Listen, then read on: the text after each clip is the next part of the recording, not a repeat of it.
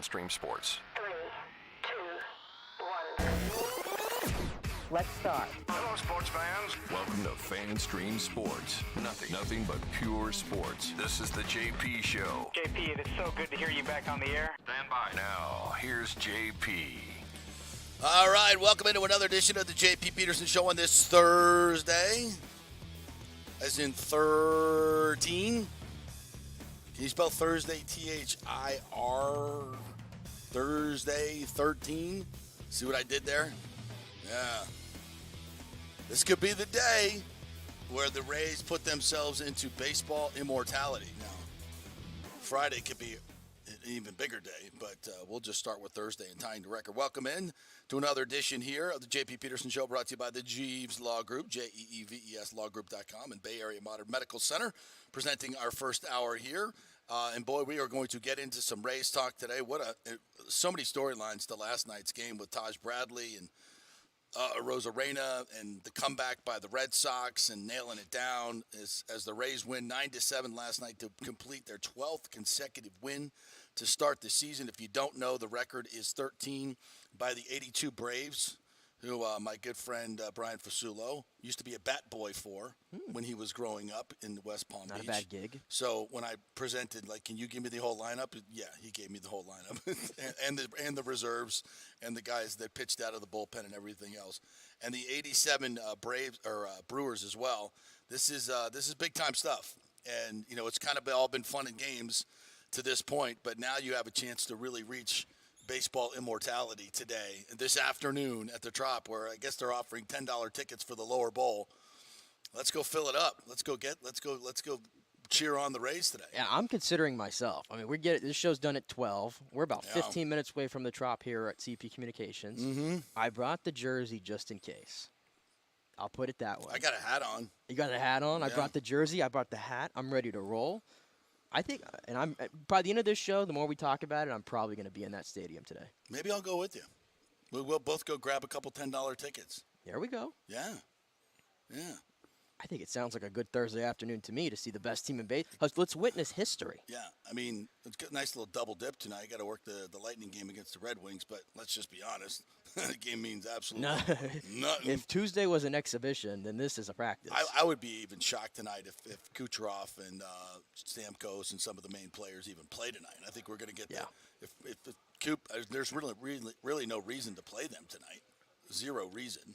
So unless they want to just get out there and skate a little bit. And, I don't think there's hey, we got to prove we can play defense now. We're past that. Yeah. We're past that. I think we all know the team quit.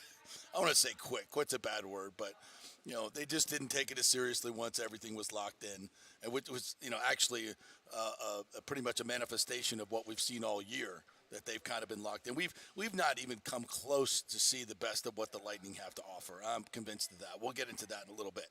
But this is all about the Rays early on, so we'll hit that. And we're also going to get to this inevitable Mike Bianchi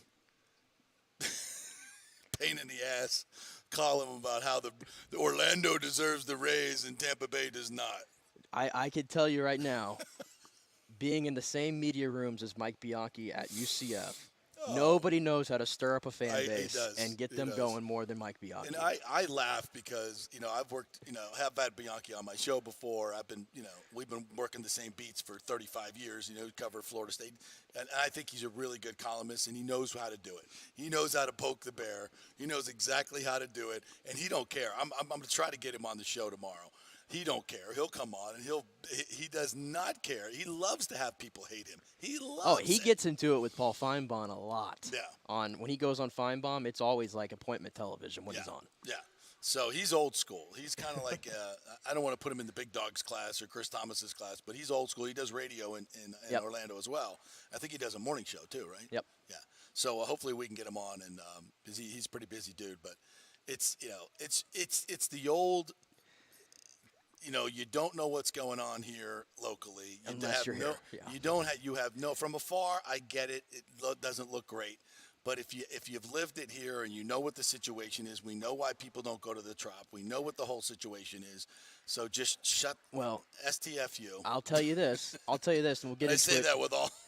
Yeah. And I know Mike would love to hear me say that. We'll get into the column later, but I will say off the top here concerning last night, a round of applause to the Rays fans. 17,100 and change. Yeah. On a Wednesday night. Yeah. On the day he writes that column, idiot. Yeah. Yeah. Very fitting. Yeah. 17,000 on a Wednesday night. Yeah. That's really good. I mean, really good. And especially, it wasn't Red Sox fans that are coming out. No. These are Rays fans. These are Rays fans. There's so much different going on right now with this team, and I'm here to tell you, part of this winning streak goes to the fans. Yep. Because let's just be honest, in years past, especially in April when the Lightning are still in it, the Rays have been a complete afterthought because it's all about the Lightning. Now, of course, the last few games of the Lightning season, they've been on the road and they've had things locked up, so I don't think there has been the intensity of the playoff push. But the playoffs start next week. How much more attention did the Lightning get than the Rays? Well, if the Rays are playing like this, they're going to continue to garner a lot of attention. There's no question about it. The Rays have never started like this, so that's another different thing. The Rays have never marketed like this. No. Never marketed like this. And last night we saw the alternate broadcast with Doug Wechter and Matt Joyce going all over Tropicana Field, showing off a lot of their new stuff that they have that people don't know about, quite frankly. Behind-the-scenes stuff, too. Super stuff. I mean, this is stuff they've never done, and this is stuff that we have been bitching about for how long? Because I know other teams do this stuff. They've been doing the ballpark passes and all this other stuff for years and years and years, and there's always been this feeling from the Rays, we started this years and years ago because we knew it. We watched it. They never marketed the team. Not like other teams do. And there was an agenda by Stuart Sternberg that he did not want. He just didn't care because he was getting all the revenue share money. Why spend extra money to market the team when you can just get the revenue sharing money for nothing?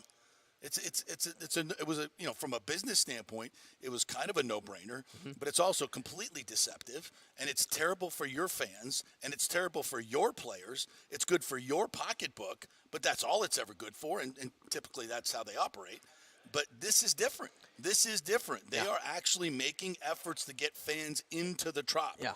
And that is, whether that's Major League Baseball's mandate, somebody else is running this team, I don't know. But between the long-term contracts that we've seen in the last couple of years, year and a half, and these marketing ideas, this is a complete flip. This is a complete flip from how they've run this franchise. Yeah, and we don't know what's going on, but, I mean, I don't care. I don't really care. I'm going to give credit to the team for doing the right thing finally, and I think the fans, I mean, they've made it a point to mend fences a little bit with the fans going forward. They know that they've had a lot of missteps, enough of having, the tail tied behind you and having to apologize and this kind of stuff. They've made an effort. And by the way, they got a team that's worth marketing. Yeah. Let's put that out there as well. They have bona fide stars. I mean, yesterday, it was music to my ears. Randy Arozarena comes up to bat in like the 6th or 7th inning, and I turned the TV up, and I told Casey was on her phone, and I said, "You hear that?" And it was Randy. You got a full Tropicana field chanting Randy when this guy comes to the plate. You got the entire left field section, which they have the whole all rise thing in right field for Aaron Judge. We need something out there for Randy Arozarena because that has turned into the place to sit now because you want to interact with this guy. They have a team that's worth marketing. Oh, and by the way, they're off to a historic start, 12-0, by the way. Yeah. It's fun to go to these games right now. Absolutely. It is. It makes all the other issues, it makes them less of a hurdle, I guess. I'll put it that way. You got the other issues, like the logistical things, like the drive and this and that. Of course. It makes it less of a thing now. Right. Because it's worth it.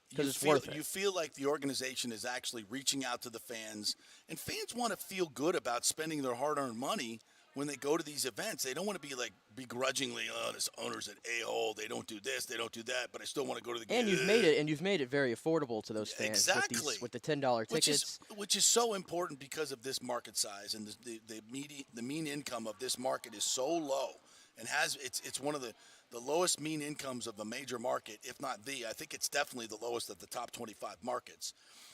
And that means something. You have to incentivize people to get there. You just can't throw out a $70 outfield ticket as your cheapest ticket and go, come on over to the ballpark. It ain't working. Nobody's doing that. We said that last year and when the year before. It doesn't work. You can't price your own fans out of your own stadium and just hope that the Yankee fans and the other fans come, the Cardinal fans last year, some of these other fans come in and pay the higher prices. Yeah. That sucks. That's such a bad thing to do to your fans. But all that's changed now. So we embrace it, and my bigger point is it helps the team win. You don't think having 17,000 people last night helped them to win? You don't think on an afternoon game and with school is still in, like today, I'm guessing they're probably going to get another 18,000. I mean, I want to go. It's history. Let's go. Get us some tickets. We'll take a break in here a little bit. We'll dial up some tickets. We'll buy them and we'll go. Let's go. Yeah. I mean, I got some things I'm supposed to do today, but you know what? This is my job. Well, I was going to watch the Rays anyway. I was going to watch the Rays anyway and work, so maybe I'll take my laptop to the game. It's early enough that I can get home and steer clear of all this Taylor Swift traffic today, which is going to be absolutely insane. Yeah, I'm going tomorrow night. Cannot wait. Yeah, but avoid that area at all costs if you're not going to be down there. It's the Gandy today. So good thing that the game's early. You can get away from that. So, I mean, they're just a fun watch in general. They're just a fun watch right now, and you want to be in the ballpark, and we've never actually been able to say that. Yeah, so we got the Rays going for 13, a Major League record today, tying a Major League record. We got Taylor Swift at Raymond James tonight. Yeah. And we got the Lightning and the Red Wings at Amalie tonight as well. That's Tampa Bay right there. Tampa Bay. And the weather's going to be great tomorrow. I don't know what it's going to be like tonight. I hope it's a little bit better than what we're seeing down south. Yeah. Hopefully. Yeah, my friends down in Hollywood sending me some video of the water coming up to their door. Crazy. Yeah, there's disabled cars all over the place in Fort Lauderdale and Miami. They've gotten 22 inches of rain in like 48 hours. Yeah. It's insane. Well, sunny and 79 tonight here in Tampa by the time the Swift concert starts. So there beautiful. You go. So beautiful. So, all right, let's get into last night's game and the story of Taj Bradley. John Romano, I thought, wrote a great column about how he got called up. The manager in Durham called everybody into the locker room and was like, okay, we get a call up and started giving clues. This guy was drafted in 2018. He was 17 when he's drafted, and Taj was like, wait, that's me. And then they announced it, and within 24 hours, he's on a plane. Like, he's got to get to a plane while it's boarding. To get to Tampa to be the starting pitcher when you're going for 12 in a row against the Boston Red Sox to keep the streak going. Oh, no pressure there for a 22-year-old. No pressure at all. And he looks so young. Yeah. He looks so young. But his stuff is absolutely exquisite. I've never seen it from those angles. I've seen him pitch in spring training and what have you, but not from those angles, not from a Major League Baseball broadcast. And can I just say, this kid has got electric stuff. Yep. That curveball and the way he was controlling the curveball. And if you're watching on TV, he's hitting those little corners of the strike box with the curveball. I mean, it was like that one right there. You just showed on Twitter. That is so freaking nasty. The break on that pitch, the tightness of that pitch, and you could see these Major League hitters, some really good Major League hitters, just absolutely befuddled by what he was throwing last night. And he was, 8 strikeouts? 8 strikeouts. And how about only one walk, and it was the first batter of the game. He was amped. Where he was clearly a little too amped up, and he was a little all over the place with his command. Yeah. But then he comes right back, and he strikes out Devers, who outside of that home run last night has had a pretty rough go against these Rays pitchers. Yeah. But you strike out a guy like that, that to me got him back. That got him in the game, I thought. Yeah, it really did. And he just – I could not have been more impressed with his composure in that moment. How about his mom? Oh, his mom was the story. She drives down from Atlanta, gets in the car in the morning, drives down on her birthday, which is pretty freaking cool. And she's sitting there in the stands with a scorebook, and she charts every pitch. She keeps the newspaper clippings when there are newspaper clippings. She keeps all the memorabilia. What a great mother-son story. That's just fantastic. It's like, and even when like he got his first strikeout, and like the camera immediately panned over to her, and she's like just calm, cool. All she was doing was just filling out her scorecard. She was locked in there with him. I mean, Dwayne Stats said she's doing it in pen too. By the way, his mama doesn't make mistakes. I mean, I thought she was as big of the story last night as Taj was. Yeah, it was that. You talk about a feel-good story. I mean, that was a feel-good story. Yeah, and how about, too, which, by the way, Greg Allman covering baseball. Greg on baseball last night. Greg on baseball. Love to see it. And he put this little note out there this morning that he initially committed to play at HCC. Yeah, I did not know this until this morning. Hillsborough Community College, and then became a fifth-round pick of the Rays. And the Rays offered him $757,000. Yeah, more than double his slot. Yeah, to good move for the Rays. Really good move for the Rays. And who could have really thought back? I mean, look how slight he is now. He doesn't look like a whole lot. And when imagine when this kid gets his man strength. Yeah, and they already said he's transformed his body a lot since 2019. Well, yeah, and he's not that big right now. He's tall kid. He's got a frame where he can put on some more weight and some more. Not that he needs to. I mean, his power is – he was hitting 97 last night. And with his mix of pitches, and that curveball it just levitates. It levitates. It's so good. I mean, that's – honestly, in that situation, that's got to be about 60% of what he could be. Seriously. I mean, everything that he was put through, and maybe the adrenaline helped him. I don't know. But to me, he had a lot going against him yesterday. Travel – the pressure of the situation, all of that, and he handled it with such ease. I mean, wow. Yeah. That's a wow moment for me. Yeah, nice, a bright, illuminating smile as well. Oh, my gosh. Which how likable is this kid? He was enjoying it. I mean, he got into a little bit of trouble there in the fifth inning, obviously, but, I mean, all things considered, and again, when you have that offense behind you, how about the Rays offense, by the way, giving him a nice little jump after that first inning? Well, do you have the Randy home run? Yep. Let's play the Randy home run and play it all the way through because I think there's some analysis on the back end of the pitch that he hit. I don't know how the hell he hit this pitch out. This is one of them. It's not even a strike. It's under the strike zone on the outside corner coming from Chris Sale, whose release point's about 3 feet outside the mound, and it's tailing in, and he still puts this into the front row in right field. He can really angle it well. Fly ball the other way into right. Verdugo's going to have to go back. Feeling for the wall. And that ball is out of here. Yes. A home run to the opposite field for Randy Arozarena. And the Rays jump to a 3-0 lead. We didn't get to the analysis part of that, but that pitch was down and away, a slider down and away that went under the strike zone that Randy reached out and got some backspin on. That may have been a juiced ball, whatever, but I don't care. That thing, and the guy in the front row, the kid's ready to catch it. And then the adult, is that his dad again? Do we have another situation here? I know. We got like dad gate or something here again. Yeah, the dad knocked it out of his glove. Yeah. And did he have a glove too? I don't remember. Yeah. What are we doing here? Come on, dads. Let the kids get the ball. Let the kids get the ball. Be better than that. Let the kid make the catch because he had the catch. Yeah, you can replay it. See, the guy. He doesn't have a glove. The kid does though, right? Yeah, the kid has a glove right here, and here comes this older gentleman reaching over him. You're very kind. Yeah, look at that. Look at that interference right there. Come on, what are you doing? Let the kid catch the ball. And the ball falls to the ground. Yeah, neither one of you. What a terrible moment. If that's your dad, you're like. Look at that. He's standing right here as the ball hits the ground. In this moment, he's like, yeah, I effed up. I effed up. And that kid's like, are you freaking kidding me? And this guy, I effed up. I hope the outfielder threw the kid the ball. I don't think so. Come on. How could you not? Come on. Go gift that kid the ball or something. Yeah, that was not a good moment. So anyway, Randy with his, fourth home run of the year? Yeah, when you're locked in. Yeah. You're locked in. That was 96 like that out of the zone to take that the other way. Yeah, I thought it was a slider. Was it a fastball? It was a fastball. It was 96. Even tougher. Even tougher. Moving. I mean, come on. Jiminy Christmas.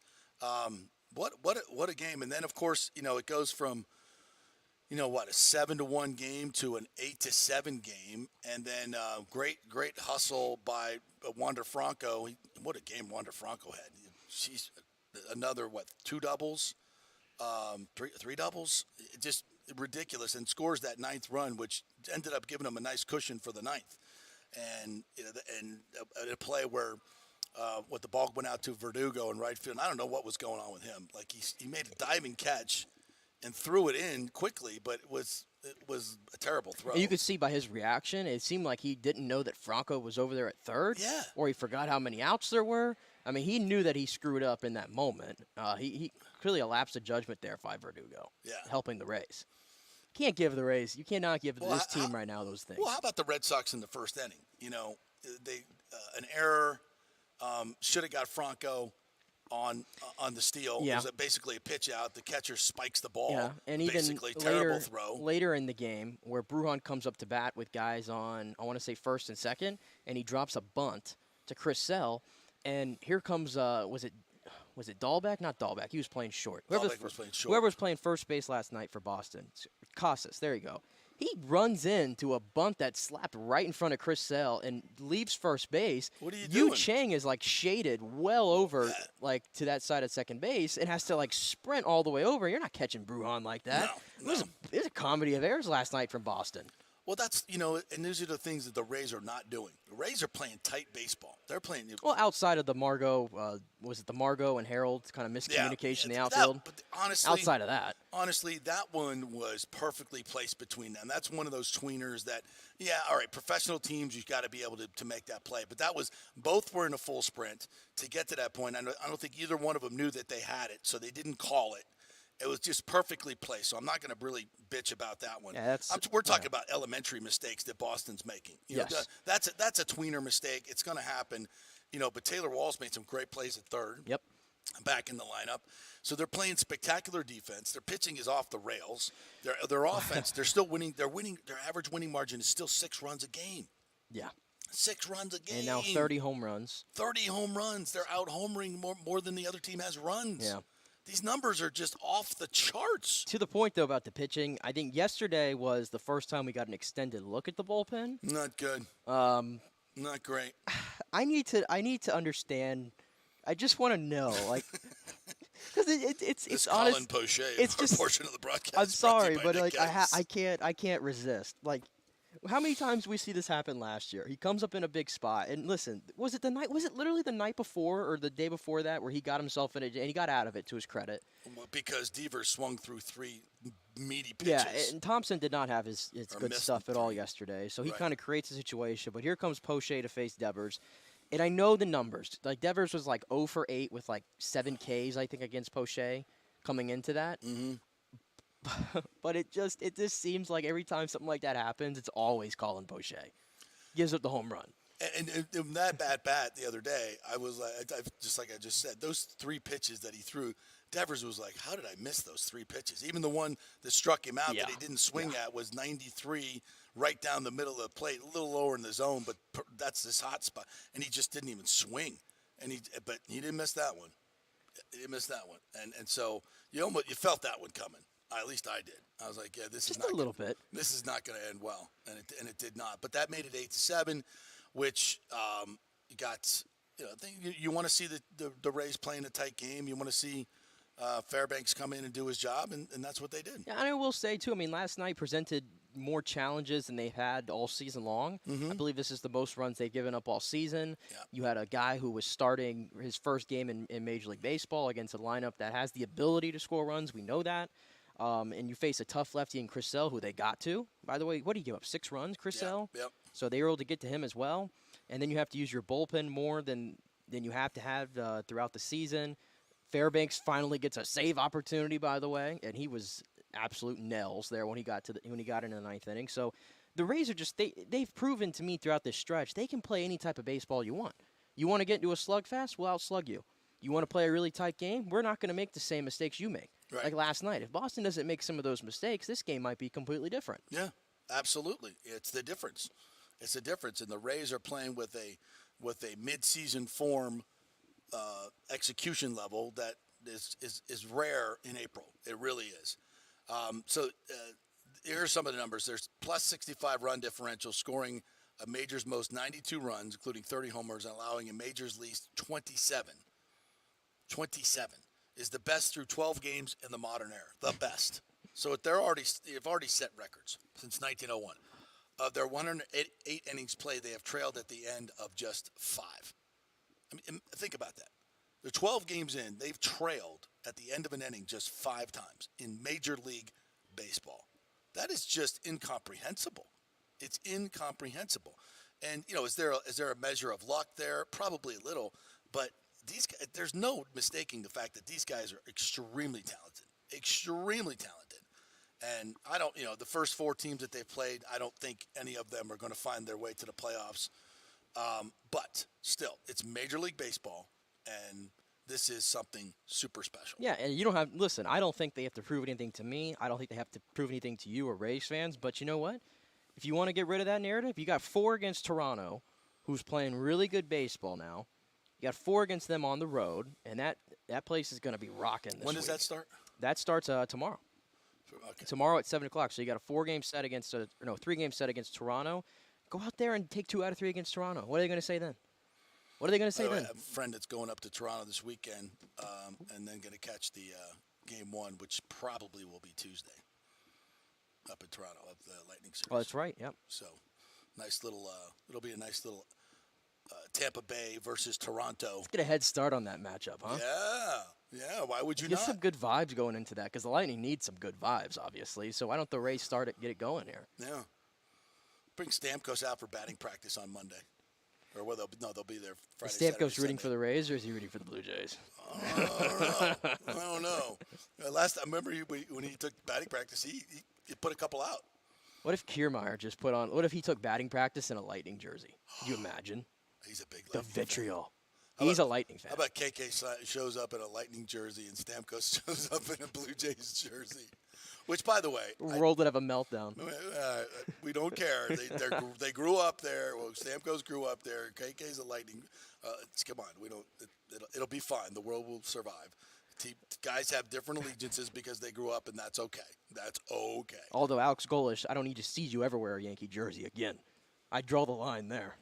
I don't care that he grew up in New York. I draw the line there. I will agree.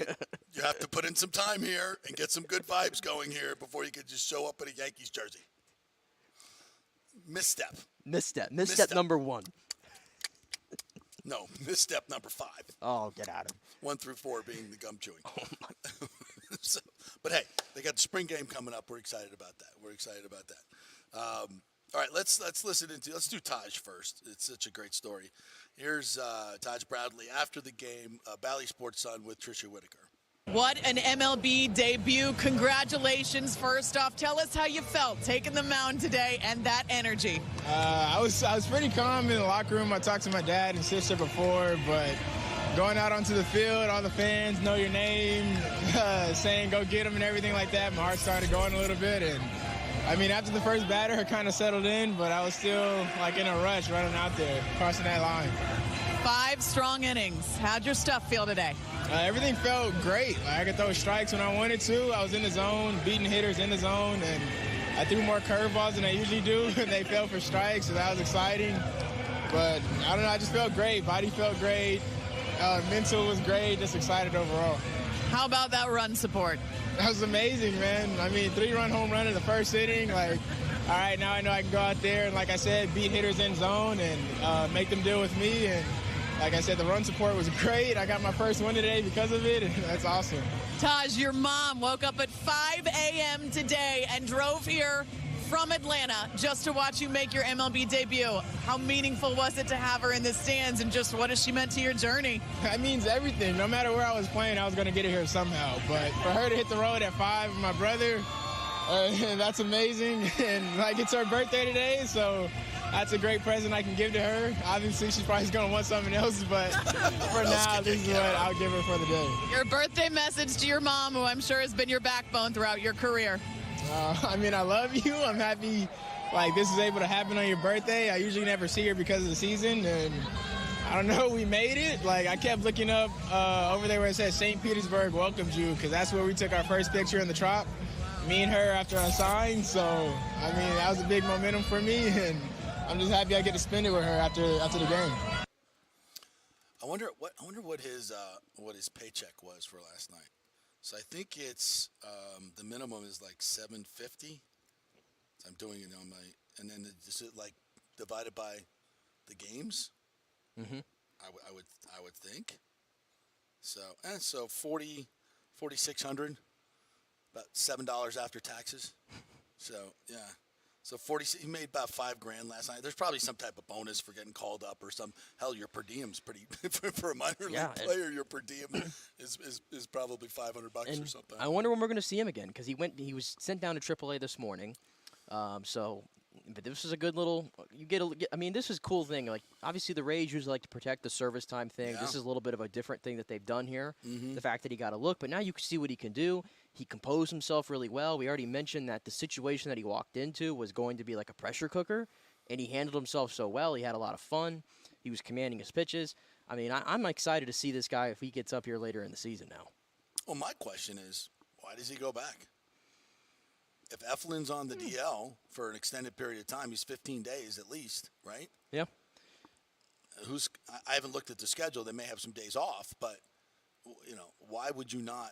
I guess you can always call him back up. I think maybe you want to continue to get him because I don't know how consistently they'd be able to get him in because Eflin. It sounds like Eflin's IL trip is like almost precautionary. Like he should be back on the first day that he's ready to go.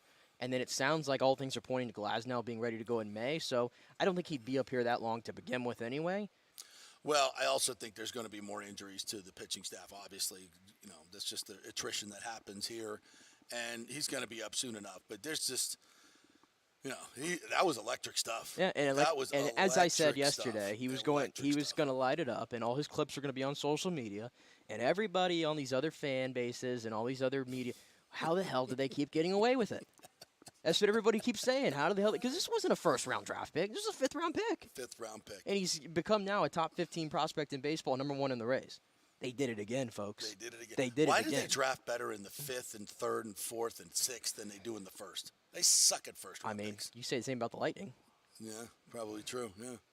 Yeah. Well, they've hit on a few.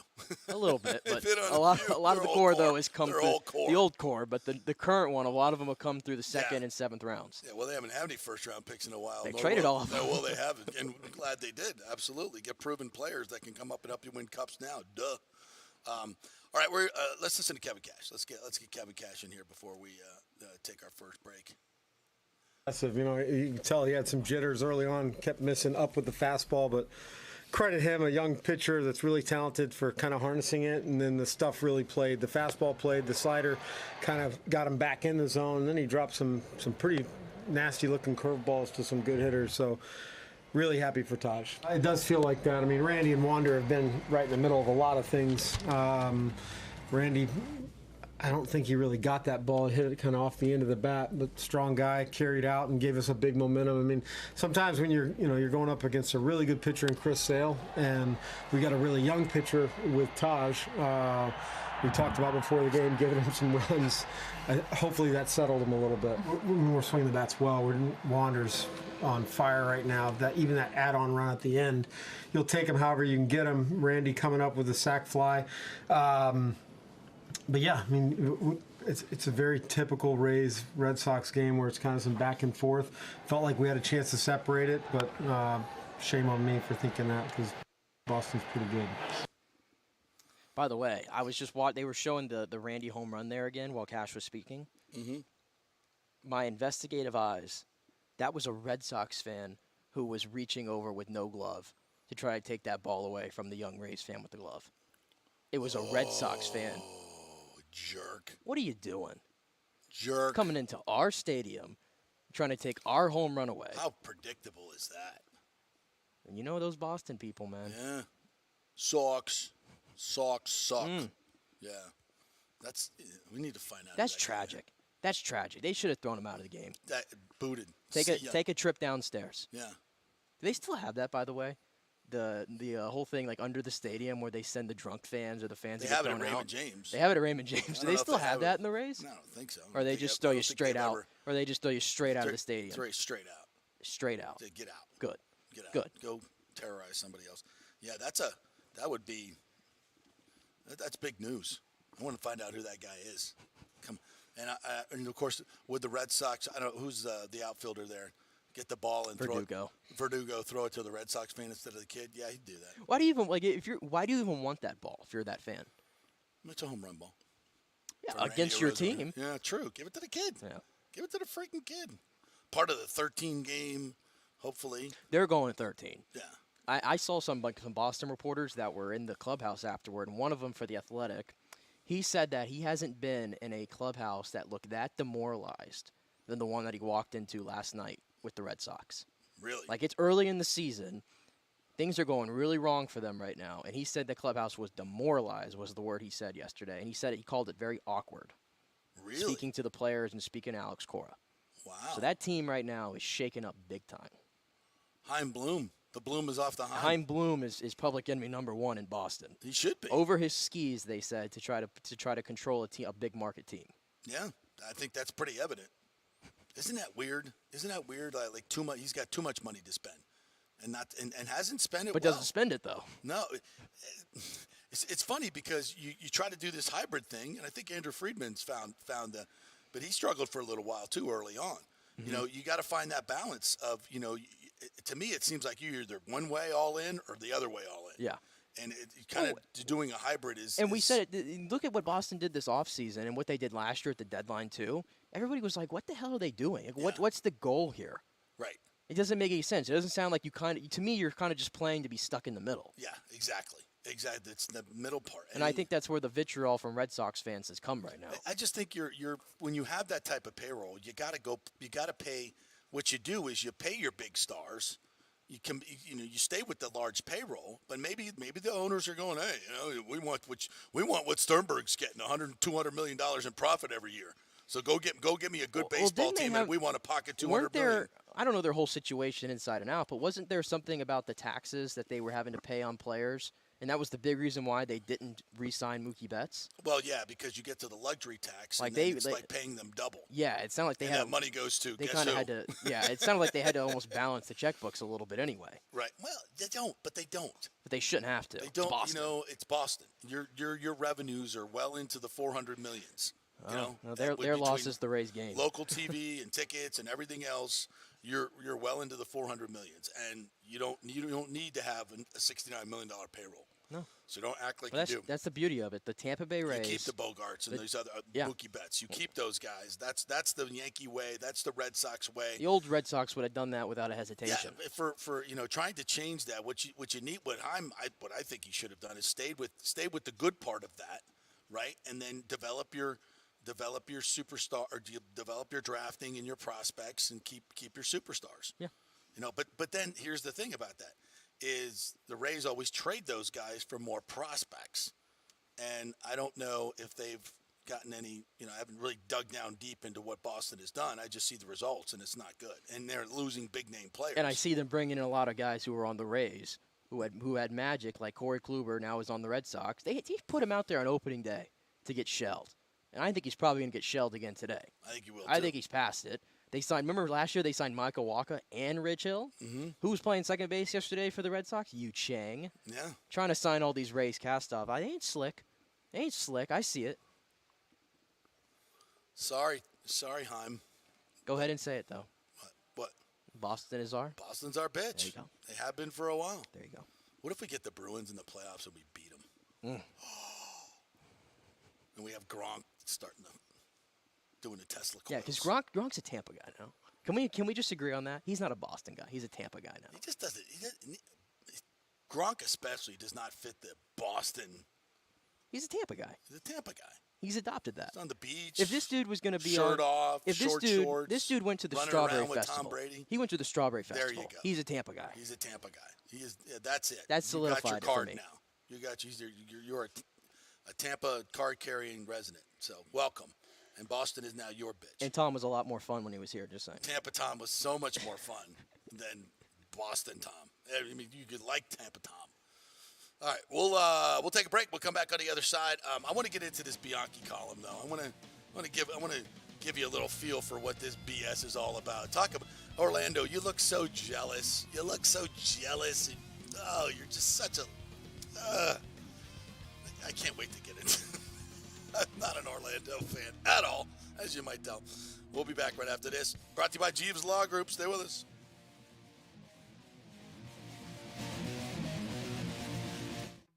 Hey, guys, are you experiencing those feelings of getting older, lower sex drive, fatigue, hot flashes, moodiness, or you just don't feel like you had the vitality you once had?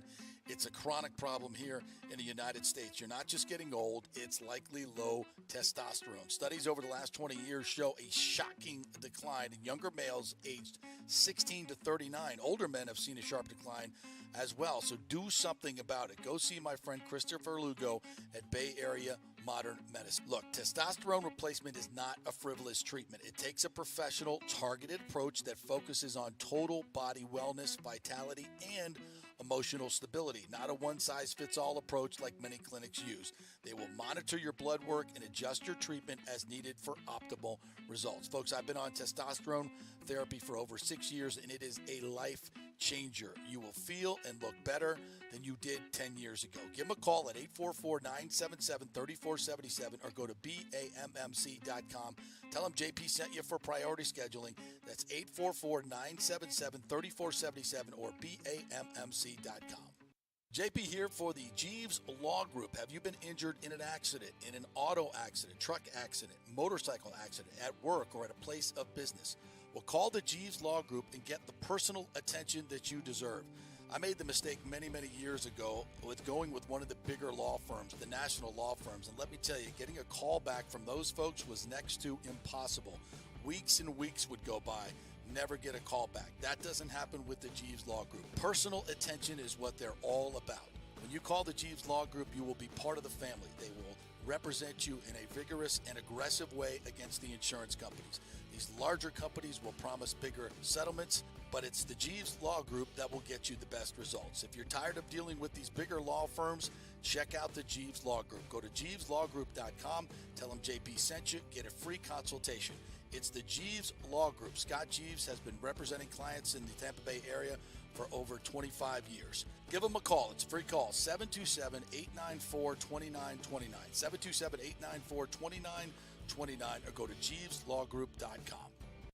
Hey guys, JP here for the Gold and Diamond Source. There is no better place to shop for jewelry than the Gold and Diamond Source. We know that. They are the family jewelers, and they will treat you like family. It's always a fun experience. Just head on over there. You will not find a better selection anywhere in the world. It's a jewelry super center. They've got engagement rings, necklaces, earrings, pendants, chains, and thousands of diamonds to choose from. They're all right there. They don't have to ship anything in. They have jewelry for every price range as well.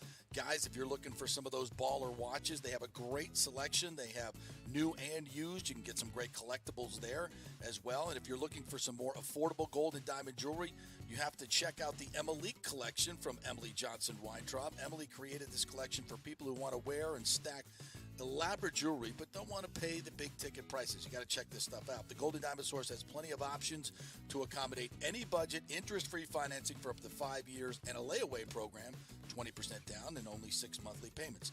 And this month only, get up to 15% off the March birthstone, which is aquamarine. Like we always say, keep it local, folks. The Gold and Diamond Source, Julie and Steve Weintraub, such great philanthropic benefactors. So let's keep it all local here when we have the opportunity, right? It's the Gold and Diamond Source, 3800 Olmerton Road, always online at thegoldendiamondsource.com. All right, this is for all you guys who don't want to go to the gym and do 5,000 crunches. At Bay Area Modern Medical Center, you can get on the new True Body machine where you can reduce fat and tone up your muscle. It's like doing 54,000 crunches in just 15 minutes. Define your body as you see fit. True Body offers personalized muscle stimulation that delivers the equivalent of those 54,000 crunches in just 15 minutes. Just get in touch with them at Bay Area Modern Medical Center, BAMMC.com. Chris Lugo and the team over there will set you up on True Body and get amazing results. Non-invasive with comfortable and little to no pain and zero downtime. You can isolate and target those areas that you want to improve and treat multiple areas simultaneously. It's an amazing machine, so check it out at Bay Area Modern Medical Center, BAMMC.com. Well, Fitz the mortgage guy did it again. A listener heard his ad, was going to another big bank, but called Scott Fitzgerald at American Mortgage Services of Tampa, and Fitz saved him $618 on his monthly payment. Are you kidding me? Folks, that's big money. Rates are going up, they're going down, they're going all over the place. Scott will shop your loan and save you lender fees and get the best rates. Email him, scott@amstampa.com, or call 813-294-7595. That's Fitz the mortgage guy. Lots of stuff going on right now, and these rates are going all over the place. You need somebody knowledgeable in the market that will work hard for you and get you the best deal. That's my man Scott. He's done 3 loans for me, done thousands of loans for local folks here, works with a lot of the coaches and players in the area. He's the guy. 813-294-7595 or go to scott@amstampa.com. Insurance coverage can be confusing and expensive. I mean, where do you start? Which companies can you count on to pay out fast and fair? Well, call the great folks at Italiano Insurance. It's a family-owned business. Jeff and Nat Italiano are carrying on the 60-year-plus tradition of giving amazing customer service and giving back to the community through their annual backpack drive for needy students and their support of the local pediatric cancer patients. But it's the customer service that sets them apart. They can shop all your insurance needs and save you big-time money. Don't hop on the internet and waste time looking at some bogus reviews. Talk to knowledgeable agents and not some voice-generated robot. These are confusing times for homeowners, and Italiano's team of experienced professionals can provide the right coverage for every situation. Home, auto, business, life. It's Italiano for all the pieces of your life. Call 813-877-7799 or go to ItalianoInsurance.com. Let's go. Right now, back to the show with JP on FanStream Sports. All right, welcome back to the JP Peterson Show. Appreciate you guys joining us, whether it's on YouTube. Please subscribe to our YouTube page and show. You can always watch it there. Also on Facebook and on Twitter. You can get our app, FanStream Sports, all one word. Download the app. You can listen to the show anytime. You can also listen to us as a podcast on Spotify and Apple Podcasts, wherever you get your podcasts. Just Google the JP Peterson Show, and you'll find out how to find us at FanStream Sports as well. You can watch it and listen there on the Listen Live button, FanStreamSports.com or the JPPetersonShow.com. It's all there for you. Very easy. We appreciate y'all jumping on because our numbers have steadily gone up, and we really appreciate you and, of course, our advertisers as well. We're also on RHS TV now, which is an app you can get on Roku or Apple TV. So we're now globally on that one, and I believe last month we got over 30,000 views there. So things are going well. We appreciate you guys supporting the show and jumping in and commenting as well on YouTube. You can comment on Facebook, on Twitter, all that. We'll try to get all your comments in. So I think we got clickbaited, didn't we, by Bianchi? Mike Bianchi Son with of a bitch. a little bait and switch, I thought. He did, yeah. Yeah, so just for everybody that hasn't read read the whole thing. You can read the whole thing on the air because he puts this whole thing out on Twitter, gets everybody stirred up. You read the column. I actually had to subscribe to the Orlando Sentinel, by the way, to read this column because I just had to for the show's purposes. Well, there's so much other stuff that's really good in the Orlando Sentinel. It's a good paper. It is a good paper. It's a very good paper. Yeah. But I subscribed to it to get to this column, and there's only 3 graphs about the actual idea of the Rays going to Orlando. Which is And it doesn't silly. state any reasons of why the Rays should go to Orlando either. It's just about the typical, they don't have people that fill the stadiums and all this kind of stuff. And I guess his money quote here, if you want to call it that, the Tampa Bay area simply doesn't deserve such a quality team. Time to demolish the idea that baseball will ever work there. Raise the Rays, move them to Orlando. And then he puts this logo here, which is absolutely horrendous. It's so bad. This is like Orlando Dreamers bad right here. That looks like something you would see in Disney World for a fake baseball team, right? A fake. Actually, it's not even Disney worthy. As bad as Disney is. This now. is bad. It's like not even. It's more like I wouldn't even give it SeaWorld. It's like what's that little carnival place they have on International Drive? Whatever the hell that place is. I know what you're talking about. It's so bad, and Look, you don't even fill the arena for the only team that you have, the Orlando Magic. Put this. I'm putting it up here on the stream, so everybody, if you haven't seen it, there it is. There it is. How bad? Look at that thing. Oh my God! I don't know. It's almost what as that bad is. as the actual Rays logo, the sunburst. No. This is worse. That is worse. That looks like a popcorn bag with a baseball on top that says Orlando Rays. Yeah, like one of those those that you get at the circus. Yeah. I'll just tell you this, okay? I was in Orlando for quite some time for college, okay? I like to think I know some of the Orlando people, how they think, and just reading the comments on his column on Twitter. Oh God, nobody roasted. Nobody from Orlando wants this team. No. Nobody does. Okay, there's a market of them that are Rays fans and would love to come to the games, but They would not support a baseball team in Orlando. No. Come on. They can't. They don't support their basketball team, who's horrendous, by the way. Whoa, it has been for quite some time. Back off. This was a much better improvement of a year. Thank you very much. Oh, you went from the worst team in the league to the third worst team in the league. Oh, that's a lot better than that. We're competing for the play-in, sir. But they got a better attendance this year, actually. The Magic. Who's not competing for the play-in, by the way? My point is, I'll just say this though: if you want to put it in the top half, I did the research on this. In the last 15 years, the Magic have been inside the top half of attendance in NBA. Just twice. Yeah. Just twice. And one of them was this year, and I mean like 15th. Yeah. Like literally on the board. That shocks me. So, and I mean, UCF runs the show in Orlando. It runs the show. Think about that. UCF runs the athletic show in your town, and you want to bring a Major League Baseball franchise and fill the stadium you're going to build for 81 days. Good luck with that. You're a knucklehead. Yeah, nobody in Orlando is begging for that. That's why there was no groundswell to get the Orlando Dreamers. Yeah. When Pat Williams had that whole idea. Yeah. It's not happening. Stick to your little rinky-dink soccer teams and your rinky-dink basketball team and your rinky-dink And again, and city Mike, and I feel like Mike should know this, and I feel like he does know this, but again, he's a master when it comes to these things and getting people riled up. Exactly. He knows the issues. He knows. He's close enough to know what the issues are. It's the people that aren't in this area, in this state, that have a false narrative of what's going on here. I read it in the comments. Every time MLB posts something about this team lately, especially, they've been posting a lot more, obviously. Right. I read the comments, and people are always like, well, it's a shame nobody gives a crap. It's a shame they play in front of nobody, and this and that. You know, the ignorant statements from the people that are on the outside. I expect a little bit more better, I guess, from Bianchi there, because he knows. Well, he's just playing to his base. He's playing to his base, and they're in Orlando, and to get people pissed off in Tampa Bay and get all riled up and get his name out there. Like I said, the dude knows how to play the game. He's not stupid. He knows exactly what he's doing. He got us, so, he's sitting there laughing. He got you to pay 99 cents for the Orlando.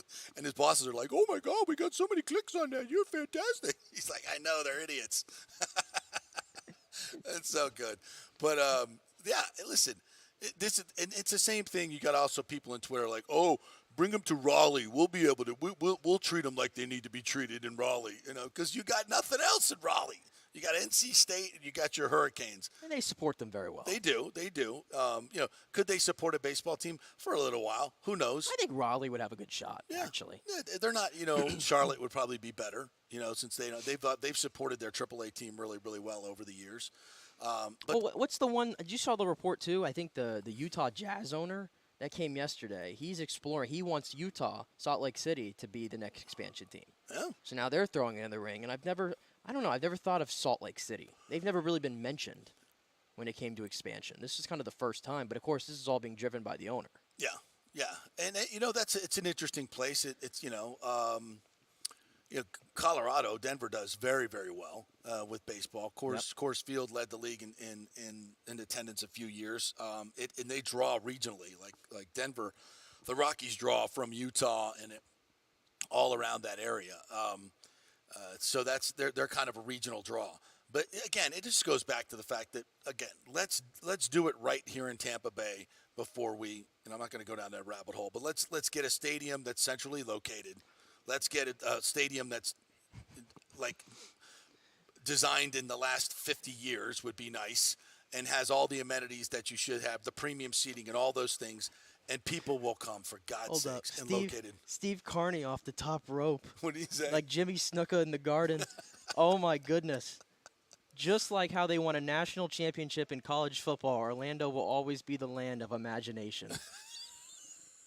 Steve Carney had time this morning. Yes, the Dreamers, the Walt Disney World, fantasy world, fantasy land that you're living in there. Go ride the teacups, Bianchi. I'm going to have to find this. Somebody said a few years back. Go get on Snow White's Wild Ride. Somebody said in the comments a few years back Mr. Toad's Wild, whatever the hell it is. Somebody wrote in the comments that a few years back, Bianchi wrote a column saying the Bucs should move to London. Was that a thing? I'm out now that I have my Sentinel. You really go back and research some of his ridiculous columns. I'm gonna type that in. Hold on. The dude knows how to play the game. I give him credit. Bucks, Rays, and Bolts. Hello to you this morning, Jeremy Love, Randy. Yes, we love it. Last night felt like a ball game where some adversity hit and they fought back, says Lonnie Wilkins. I agree. Get over the trop, guys. Get yourself a Mr. Softy helmet. What? A Mr. Softy helmet. What does that mean? Oh, because we want like No, like they have like the little amenities from the 2000s. Hey, everybody loves. Have you seen that Softy line? The Mr. Softy. The line? Mr. Softy line is always Is popular. that soft at the serve Trop. ice cream? Yeah, and they put it in a little. You go wrong with that. And they put it in a little raised cup, I think. Oh God, fantastic. See, would you rather have Mr. Softy or you Dippin' Dot? Mr. Softy. Really? Yeah. Ooh. Mr. Soft service. Product of my generation. I'm a Dippin' Dot guy. Are you really? Yeah. Yeah. No, soft serve is just The cookie the dough. swirl. The cookie dough Dippin' Dot. No, the swirl, the chocolate, and I mean it's so basic but so freaking good. But it's like the chocolate frosty. But you know my or rule. the vanilla frosty. You know my or rule. the strawberry frosty. You know my rule it's at like a ball game. so freaking basic. It's so good. Yeah. You know my rule though at a ball game. Hot dog and peanuts. Hot dog and peanuts. We don't have to go crazy. Hot dog and peanuts. Listen, here's the problem. The problem with the hot dog is, and I don't know why, but if I'm going to spend $12 on a hot dog, right, and it's $16 for the burger and fries, I'm going to go burger. But By the at a way, baseball they game? have the Omaha steak burgers at the Trop. That's what I got on opening day. That thing was good. Oh, it's an Omaha steak burger. Yeah, it's an Omaha steak burger. they've It's upgraded it's there. like a quarter pound. It's legit. I mean, for $20, I would like to get maybe 3/4 of a pound. Or 12 pounds, but it was still really good. The fries were good, and it came out quick, self-serve. It was good. See, somebody It's good. I think Barstool may have put out a thing on opening day, like, what's the best ballpark food? And they had, like, 6 options, and one of the options was pizza. And I'm like, who orders pizza at a ball game?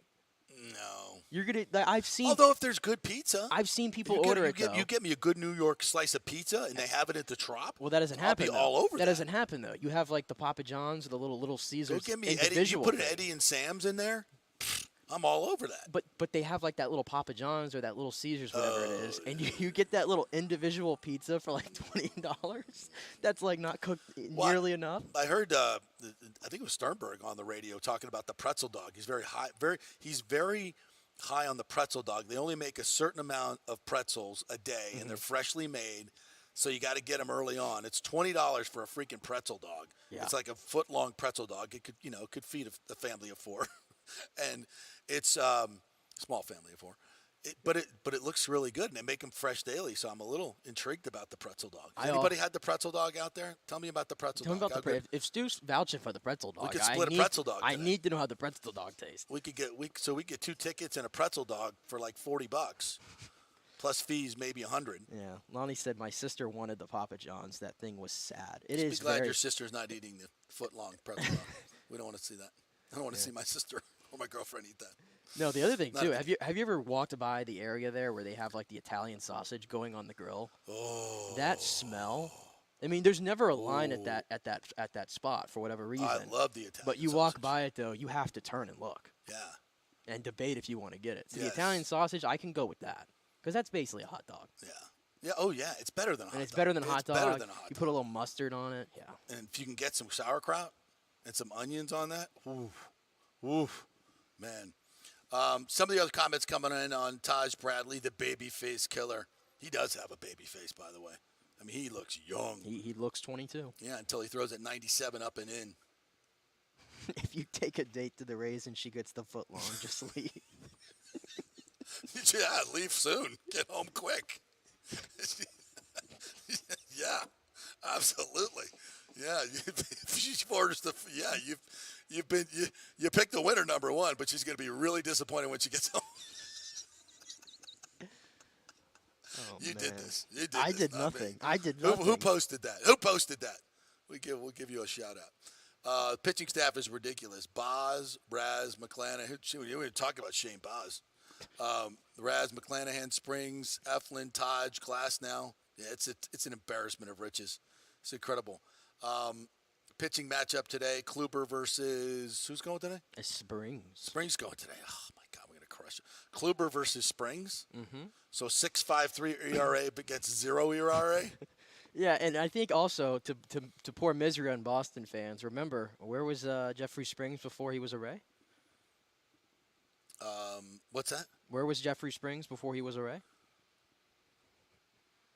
L.A.? No, he was a Red Sox. Oh, that's right. That's right. A lot of Red Sox fans were like, the misery doesn't end. We're going to have to face the guy that we had in our organization for years tomorrow, and he's going to dice us up. They know it already. They know it's coming. Lonnie Wilkins says, I have family high up with the Cubs. They are totally in on this Rays team being a true force this season. By the way, I got to get my tickets. Your Chicago tickets. Yeah, I got to get to the – well, Cullen's handling the tickets. I got to get my flight. I just don't want to see you in that batting cage ever again.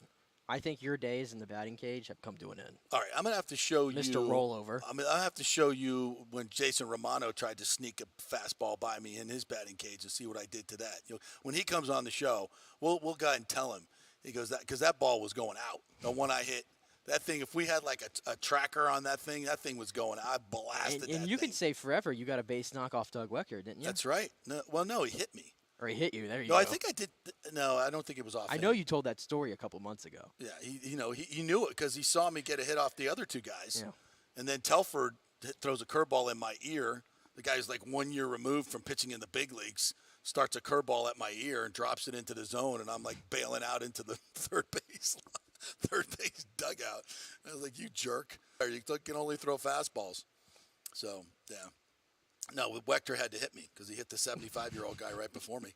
He was having hallucinations on the mound because it was too hot that day. What a great story. This Rays team says Bucks, Rays, and Bolts. The Rays team better than World Series team feels something special. I mean, of all this stuff, I do have to tap the brakes though. Come on, guys. Come on. It's 13-0. The 82 Braves didn't win the World Series. The 87 Brewers didn't win the World Series. Tap the brakes a little bit. We're having fun with it, but let's not go crazy. How many teams? Because think about the start that the Rays have gotten off to now, and they've put themselves in that probably conversation. I think at least, right? What, to be a World Series contender? Yeah, of course. Of course they are. Yeah. How could you say no? But to do that, they have to do something that I don't know how many teams have ever done, and that's they would have literally gone wire to wire from start to finish, game one, all the way. Not necessarily. They could have a really bad streak, get caught. But I don't know who's catching them at the moment. How many games did the Yankees win last year? 100. Well over 100. Yeah, 107. Was it? What was it? I forget. Anyway, the Yankees are still a good baseball team. Let's not get it. Yeah, let's not get it twisted. But again, like I said yesterday, the balanced schedule is what's is the huge difference. I just don't think the Yankees are as complete as the Rays are all the way around. I don't think they are. The Yankees. When you look at the team this year, come on. Look at the pitching. The as Yankees much as I love Jeffrey Springs, he's not going through the year with the 0 ERA. No, but he's going to be. I think he's going to be even better than he was last year. He'll be better, but I mean, Eflin is hurt. We don't know if Eflin's even going to come back and pitch. We don't know. We think he is. But of course, he's going to come back and pitch. But how effective can it be? We don't know. It's a back injury. We don't know. And he's been on the DL a lot. Well, that's going to be the question. How can they manage injuries? Right, clearly. Of course. Let's calm down. The Yankees have theirs. Calm down a the little Yankees bit. have theirs in their. I'm just saying right now, the Yankees have a lot of issues in their rotation. Yeah, with injuries, and even when they get those guys back, I still think they have issues in their rotation. Yeah. And I'm still waiting to see on Toronto, who continues to let me down. So I think the Rays still have the upper hand on those teams going forward. Yeah. I just think that, and we said this yesterday, and I'll just quickly repeat it before we hit the break. When you look at what these guys are doing, none of it is out of their capability. In other words, we don't have a career 6.5 ERA guy that's 2-0 with a 0.0 ERA. We saw last year Springs was a pretty good pitcher. Yeah. McClanahan's a damn good pitcher. We know Rasmussen's a damn good pitcher and get better. We know Glasnow is a damn good pitcher. We know Randy Arozarena has power. Wander Franco has power. All the things that they're doing are within their capabilities. Yeah. None of them are playing just off, some 150 hitter who's hitting 500 right now with 12 home runs. That's not happening. All these guys that are doing it have the capability within themselves. It's not wildly out of their zone to be doing what they're doing. So it's just we expected a lot of it last year when we never saw it. Yeah. And so it's all coming together at the right time against a fairly weak schedule. Let's just be honest about it. These are not we haven't played the Yankees or Dodgers or Cardinals, any of these elite teams yet. So let's just tap the brakes a little bit. We're having fun with it, but let's not put them in the World Series just yet. We're a long way away from that. No, but it's still live in the moment though. Yeah, of course. Live in the moment. I mean, I just want to see. If I had any concern, I think if you had through these games so far, and I think the bullpen at the moment has to be the only kind of negative mark, maybe. Yeah. Is that fair? Of course. I think because I even think the bullpen honestly has been a bit shaky, even in the games they got in there. Well, I don't think it's also been they're as not clean, getting much. but they're not getting much opportunity, Yeah, especially the top guys. They're still in spring training for the. But I've seen a lot of Poche, I've seen a lot of Thompson. I don't think those two guys have been sharp. I don't think Calvin Fauché is going to be on this bullpen that much longer, to be honest with you. Yeah. The Kevin Kellys of the world. I have some. Well, he got hurt last night. Well, that was the Red Sox pitcher. Yeah. It's about our Kevin Kelly. I have my concern or my questions, I guess, about probably about half of the bullpen right now. Yeah. That I want to see. I think that's a fair. And when this pitching staff gets healthy, some of these starters are going to have to go into the bullpen. Maybe. Yeah, which is not a bad thing. Yeah, Richie P brings this up, too. You're down 2 runs and you're bunting in the 9th. What was that for the Red Sox? You throw in the throw by Verdugo, which is still a mystery. I don't think they had any – they had no confidence against Fairbanks, I thought. Yeah, no, none.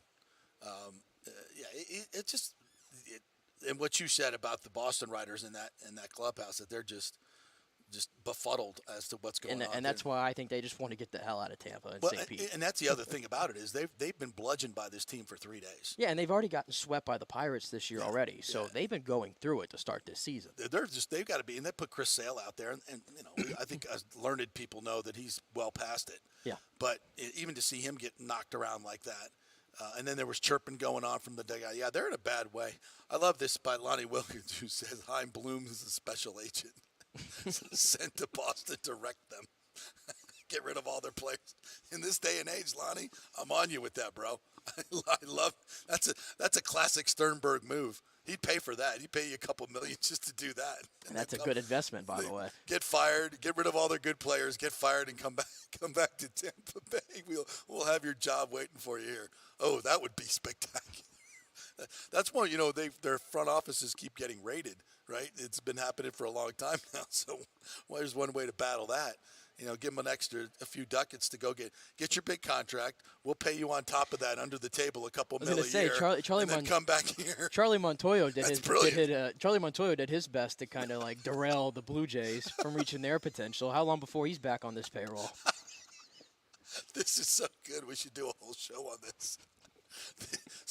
Stu Sternberg takes his evil for good for Tampa Bay. What a story that would be. What a story that would be. Give him a $10 million bonus because you're making so much money anyway. Here, you go wreck the Red Sox. You go wreck the Red Sox. You go wreck the Blue Jays, and then come on back when you're done. He's probably begging. He's begging the Yankees to get rid of Cashman so he could throw somebody in that seat. He's begging. Keep him there. Or keep him there. He doesn't have to do anything. He doesn't have to do anything. He spent $3 billion in the last 14 years and doesn't have a World Series title. We got to keep Cashman. Well, that's why Cashman's still there. Sternberg's figured out a way to blackmail Hal Steinbrenner to keep Cashman in that seat. And that's all working out well. They can have all their regular season wins they want. They ain't winning a squat. No, I think it's working out very well. We found the key. I've just changed my whole opinion of Stu Sternberg. I was going to say, we found the key. Key to the city right now. That was it. Well done. If you're going to be underhanded, use it in a positive way. I like your plan, Stu. I like it a lot. Well done. Well executed. Good job. He's taking all that Trop redevelopment money he's going to make and submarining the other teams in the AL East. I love it. Pure genius, my man.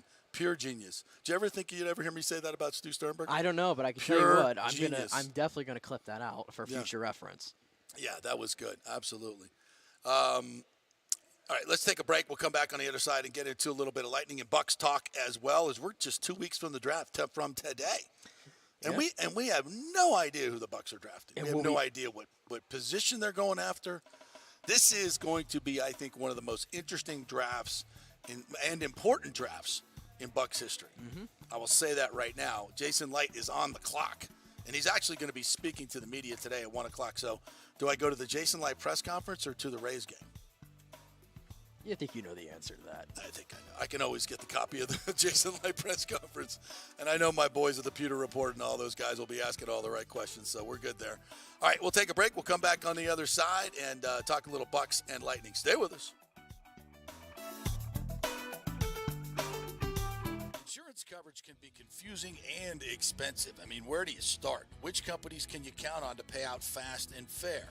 Well, call the great folks at Italiano Insurance. It's a family-owned business. Jeff and Nat Italiano are carrying on the 60-year-plus tradition of giving amazing customer service and giving back to the community through their annual backpack drive for needy students and their support of the local pediatric cancer patients. But it's the customer service that sets them apart.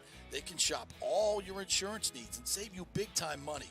Don't hop on the internet and waste time looking at some bogus reviews. Talk to knowledgeable agents and not some voice-generated robot. These are confusing times for homeowners, and Italiano's team of experienced professionals can provide the right coverage for every situation: home, auto, business, life. It's Italiano for all the pieces of your life. Call 813-877-7799 or go to italianoinsurance.com. Well, Fitz the mortgage guy did it again. A listener heard his ad, was going to another big bank, but called Scott Fitzgerald at American Mortgage Services of Tampa, and Fitz saved him $618 on his monthly payment. Are you kidding me? Folks, that's big money. Rates are going up, they're going down, they're going all over the place. Scott will shop your loan and save you lender fees and get the best rates. Email him, scott@amstampa.com, or call 813-294-7595. That's Fitz the mortgage guy.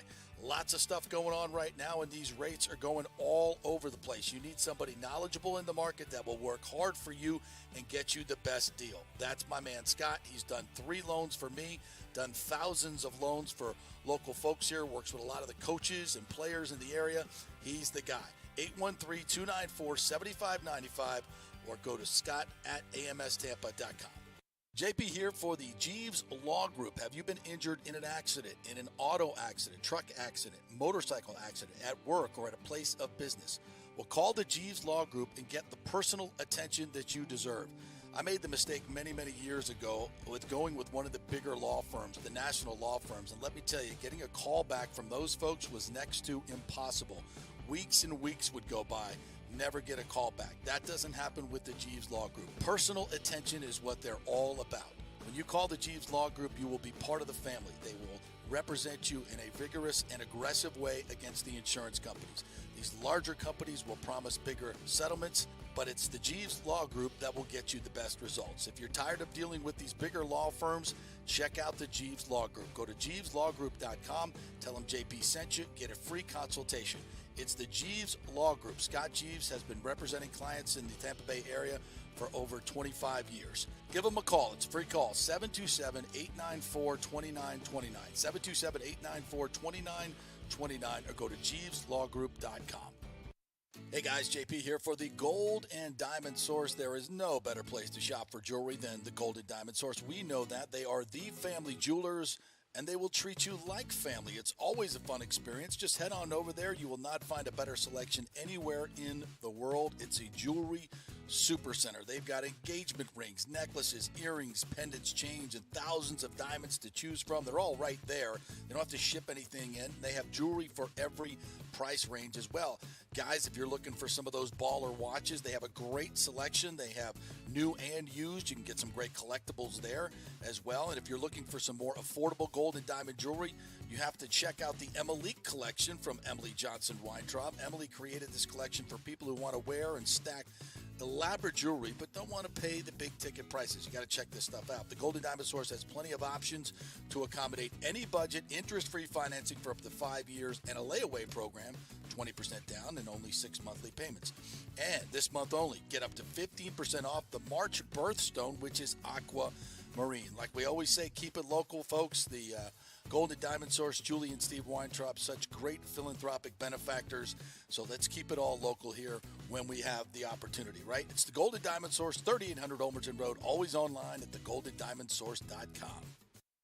Ladies and gentlemen, are you looking to lose weight or just lean up for bathing suit season where there are so many diets and chiropractors and weight loss clinics out there? You don't know where to start, right? We'll start at Bay Area Modern Medical Center. Chris Lugo, PA, and his professional staff will devise a personal plan for you that gets results and will help you keep the weight off. Everybody metabolizes food and supplements differently. Many of these other approaches are designed for the masses. So how's that going to work for you specifically? It's not. Chris will spend one-on-one time with you to find out what works best for you so the weight comes off safely without the use of harmful drugs and side effects. Call 844-977-3477 or go to BAMMC.com. Tell them JP sent you for priority scheduling. 844-977-3477 or BAMMC.com. Insurance coverage can be confusing and expensive. I mean, where do you start? Which companies can you count on to pay out fast and fair? Well, call the great folks at Italiano Insurance. It's a family-owned business. Jeff and Nat Italiano are carrying on the 60-year-plus tradition of giving amazing customer service and giving back to the community through their annual backpack drive for needy students and their support of the local pediatric cancer patients. But it's the customer service that sets them apart. They can shop all your insurance needs and save you big-time money. Don't hop on the internet and waste time looking at some bogus reviews. Talk to knowledgeable agents and not some voice-generated robot. These are confusing times for homeowners, and Italiano's team of experienced professionals can provide the right coverage for every situation. Home, auto, business, life. It's Italiano for all the pieces of your life. Call 813-877-7799 or go to ItalianoInsurance.com. Pure sports. JP is back on. Welcome back. FanStream Sports. All right, welcome back to the JP Peterson Show here on this Thursday, this 13th Thursday. Did you get our tickets yet? I was going to say, are we locked in? We're locked in. Let's go. I can go ahead and put them in. Jason Light just texted me and said, you don't need to be there. I don't want to answer your questions anyway. Too hard. They're trying to pin me down on this quarterback thing. Trying to get everybody through this. Yeah, so we're thankful for our great sponsors, the Jeeves Law Group, JEEVES lawgroup.com. If you've been involved in an accident or personal injury, get the personal attention that you will receive at the Jeeves Law Group. BAM, Bay Area Modern Medical Center, BAMMC.com. Chris Lugo and the gang over there. Go get your testosterone levels tested and make sure that you're on the right track to health. And be the best you can be, guys. Even you younger guys, wink, wink, might need a little testosterone here and there. So go get your levels checked. Italiano Insurance, great time for Italiano to do your insurance checkup. They will shop dozens and dozens of companies to get you the best price because, damn, them home insurance rates are going up. I had a friend that shopped it around the other day and I believe saved $3,000. So you can do it too at the Italiano Insurance. Just call them 813-877-7799. $3,000 he saved that he was going to pay with his old company that he'd been with for years, but Italiano shopped it around and got him a much better deal. So that's real money, folks. Real money. Golden Diamond Source. It's April. The birthstone is a diamond, so they've got 15% off some of their diamond jewelry there. And always the best selection for a engagement ring. So go over to the Golden Diamond Source. Tell them JP sent you. And American Mortgage Services, Scott Fitzgerald, by the way, our man Fitzy, just went out to Vegas and cleaned up again. But he lost his master's bets to me. He lost his. He wanted to support Brooksy, being a Seminole and all. And I was like, that's ill-fated. When it comes to betting, I leave my allegiances at the door. You just got to go for who you think's going to win. That was John Rahm. So sorry, Fitzy, I got you there. But you got your money back in Vegas. So you good, dog. You good. And he will get you your best mortgage, by the way. He is an absolute bulldog when it comes to getting the best rates and getting you the lowest fees. So reach him, Scott at amstampa.com. All right, we got a hockey game tonight, too, and a concert, Taylor Swift concert. I'll be going tomorrow night with the lovely Shay and her friend and the lovely Ashley. Ooh, where do you see the pictures of Ashley's outfit for the Taylor Swift concert? Ooh, I've already gotten a preview. It's going to be good. We got a hockey game tonight. The Detroit Red Wings are in town for the season finale. It's going to be a lot of cool stuff. It's it's the fan appreciation night. All the STMs are going to get the players' shirts off their backs that they've won for the last few weeks. This is going to be the best part about tonight, quite frankly, because I don't know how much of a hockey game it's going to be. I would think that the Bolts will be resting a lot of players like Toronto did the other night, but I don't know. I saw Eric Erlinson, double E, was there at the morning skate, and Vasilevsky was in the quote-unquote starters net, he said, in pregame. And the only player that was not present was Mikhail Sergachev in morning skate this morning. So I don't know. I mean, if you rest guys, like obviously there's nobody you're bringing up to replace them, so you'd be just playing the game like Toronto did the other night, right, with less people. Right. I mean, far be it from me to second-guess John Cooper And, Vasilevsky may have felt that he just isn't playing the way he wants to play and wants another game. Which it's not going to be like he's going to be tired for a Tuesday first rounder, right? But there is the risk of injury. I mean, it's a slight when it comes to a goaltender. But, for some of the other guys, I'm not down with that. I get them off their feet. I don't want to. I mean, can you imagine putting one of your big time starters out there tonight and getting hurt going into the playoffs? No, I mean, Pat Maroon twisted his knee the other night. I don't want to see him out there. He's a team that's got nothing to play for. Nothing to play for. Yeah, I'd be very shocked if, I know you only got so many skaters, but I don't want to see Stamkos out there. I want to see Kucherov out there. I certainly don't want to see Braden Point out there. I will ask you this, and I guess this was this almost is like the Brady discussion. Do you put him out there, though? Here, you just 21 minutes ago. For the 50th goal. Eric, oh, that's right. I forgot about that. I kind of want him to get to 50. But we had this discussion, remember, with the whole thing with Brady about not having to go under 500, and you raised hell about that. Is this any different? This feels a little different. 50 goals is a little bit different. Deal. It feels really different. This is a personal achievement that you don't know if you're going to get a chance at it again. Yeah, and you get the power play going, and you want to feed. Maybe you put them out there, and you're like, okay, guys, just I don't necessarily want you going into the corners and hitting people, but you're going to get hit. You're going to get hit. So you go out there, play not to get injured, and I don't know, but that's a bit.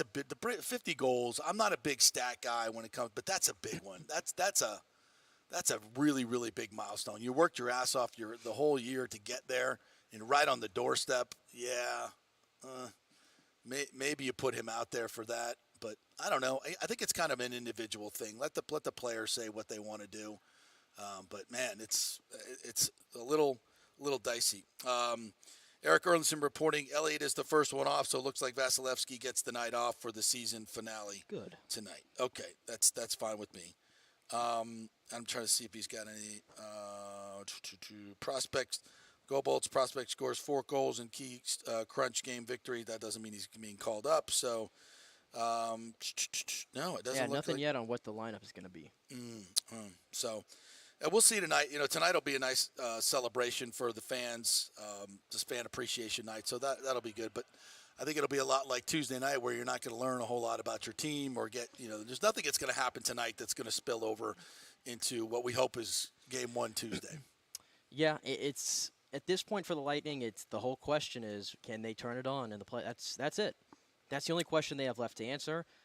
Judging by the way they've played this year, it hasn't been as buttoned up as years past. I mean, I'll just come out and say it. I don't think they're getting it done this year. I mean, a gun to my head right now, are they winning the Stanley Cup? No. I just can't. I'm sorry. I just can't get there right now. I've seen, like I've been saying for the last few weeks, I've seen too many things that are giving me pause. I think the Eastern Conference has beefed up. The Eastern Conference from top to bottom right now. I mean, take the Islanders out of there, I guess. But the other 7 teams, I legitimately could probably make an argument for, if they got hot, that they could get out of there. Right? Yeah. I mean, look at the Islanders beat them 5-1 the other day.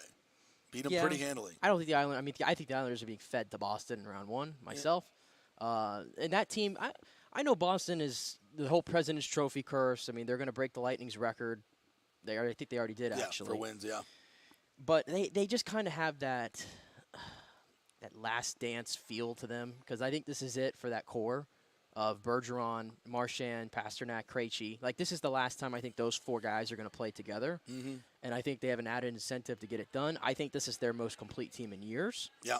They got the hottest goaltender going in. And the coaching has just been different. It's a completely different system. Yeah, I mean, could you say Cassidy was holding them back? Yeah, you probably could, given what they've done this year. I don't think he's holding them back. You just need a new voice, maybe. Yeah, sometimes things grow stale. Yeah, no, it's kind of a John Gruden type thing. Because he's worked out in Vegas. Yeah, exactly. So, but just a different voice. But they're playing differently. They're playing more.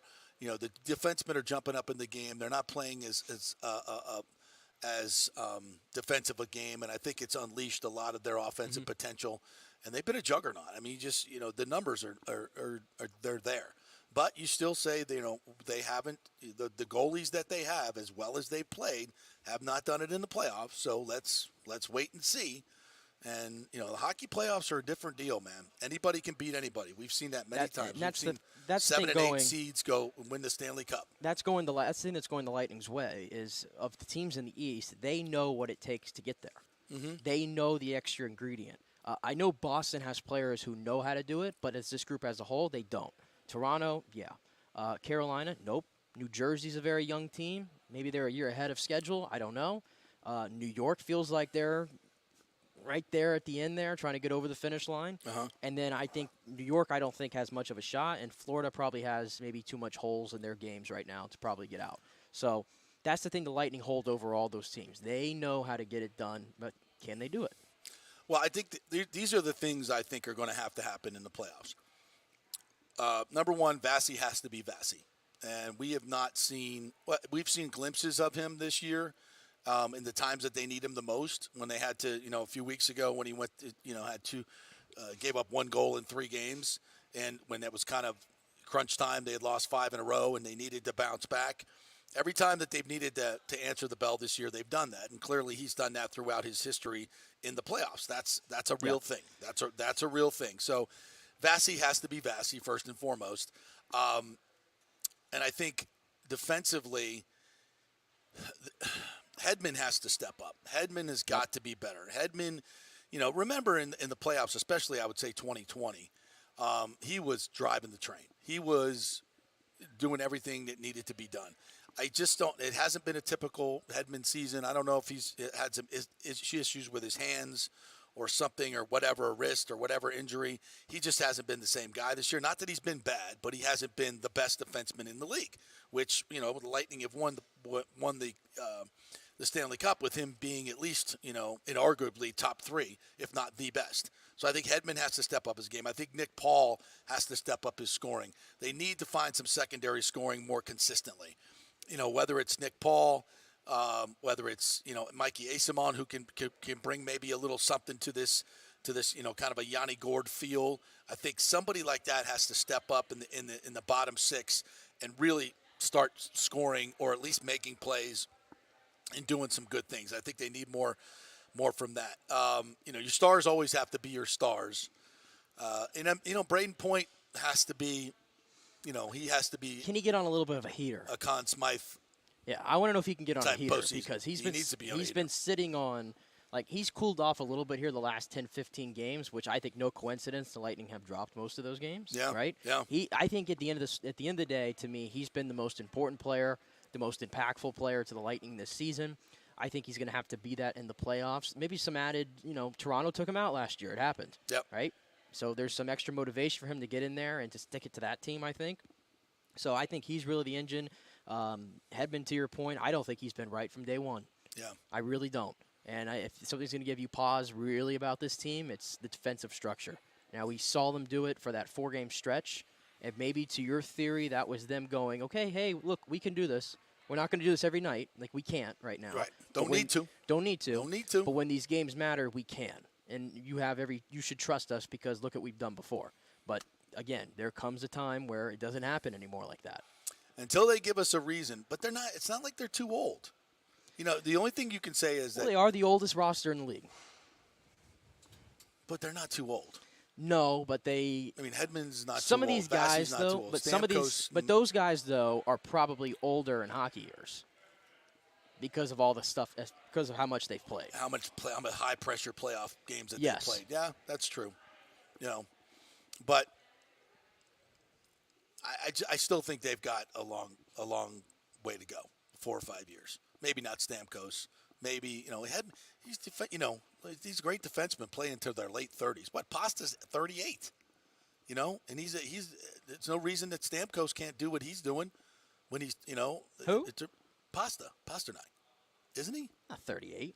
Or am I thinking of Marchand? Marchand's like 35.